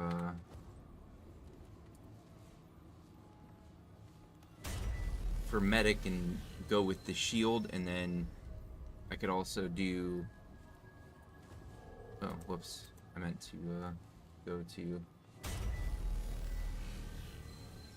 because it will decrease my, well, I guess I don't need it.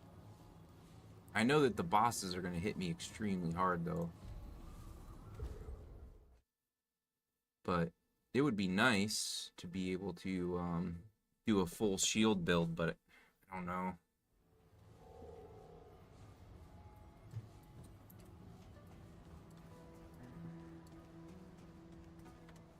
So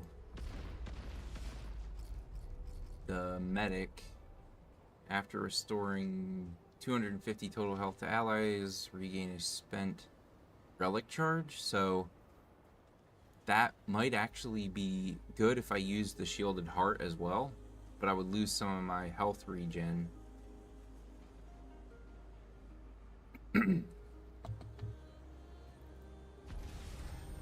So run this, and then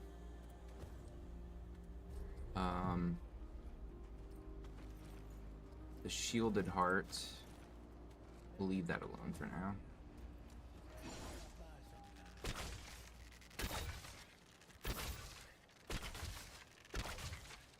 Yeah, 877 base damage. 408, 412. That's actually not much of a difference. That still might be okay. But yeah, we're getting a shield every single time we do that. We'll get a shield every time we activate the shielded heart. And then we can get a shield from the medic. And then we'll be able to drop that turret, which will do damage. And we'll cast Nebula, which will do a pretty decent amount of damage.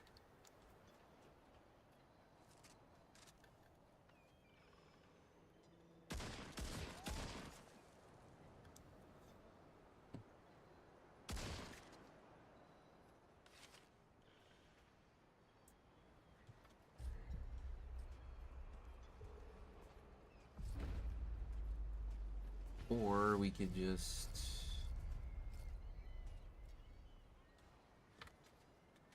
I don't know.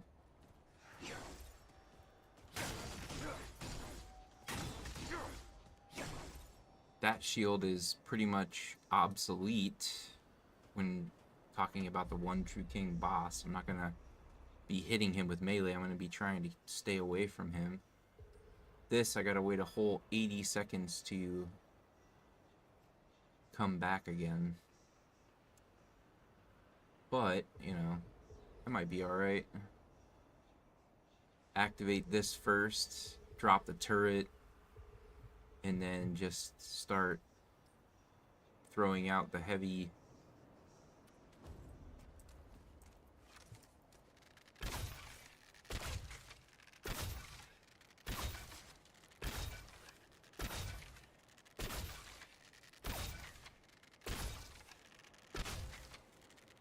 I don't know. Feel like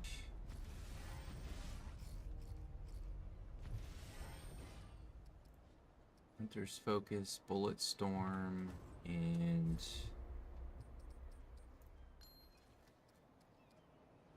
go back to that.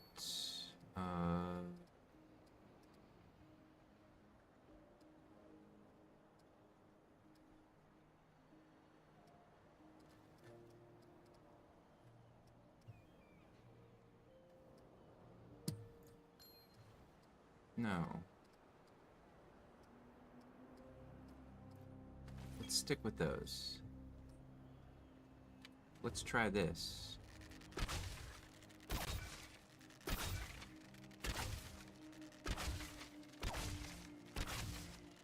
So I'm getting a shield every time I fire this arrow. I get hit, fire another quick arrow, I get the shield back again.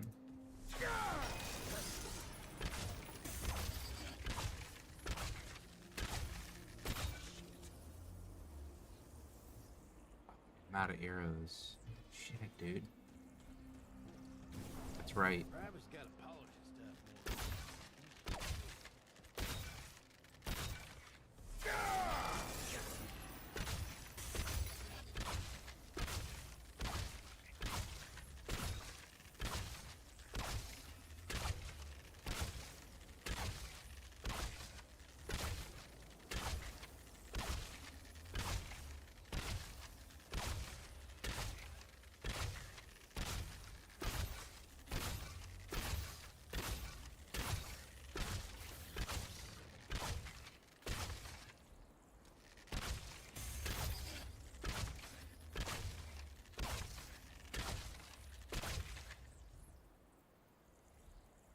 It's a lot of arrows before I run out of ammo, so... Rabbit's gotta polish his stuff more. Can't shoot straight with this. While a shield is active, all damage is increased by 20% and 4.5%. Base damage dealt is returned as lifesteal. I wonder if maybe I should go with...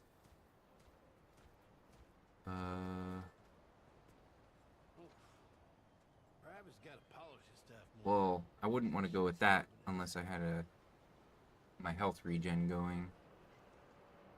25% damage, but this one gives me 35% damage, but it switches back and forth between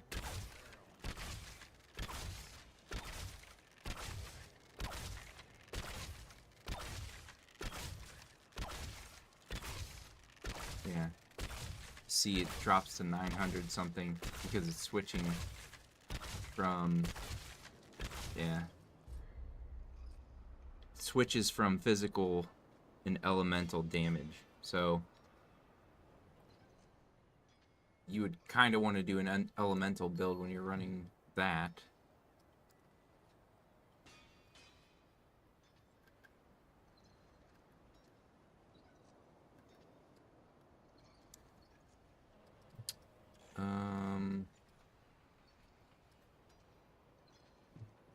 Yeah, anyway, I gotta get off.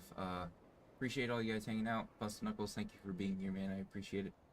And I'll be back again tomorrow on Twitch, or if you guys don't want to go over to Twitch, I'll be back here on YouTube again on Tuesday. All right, laters.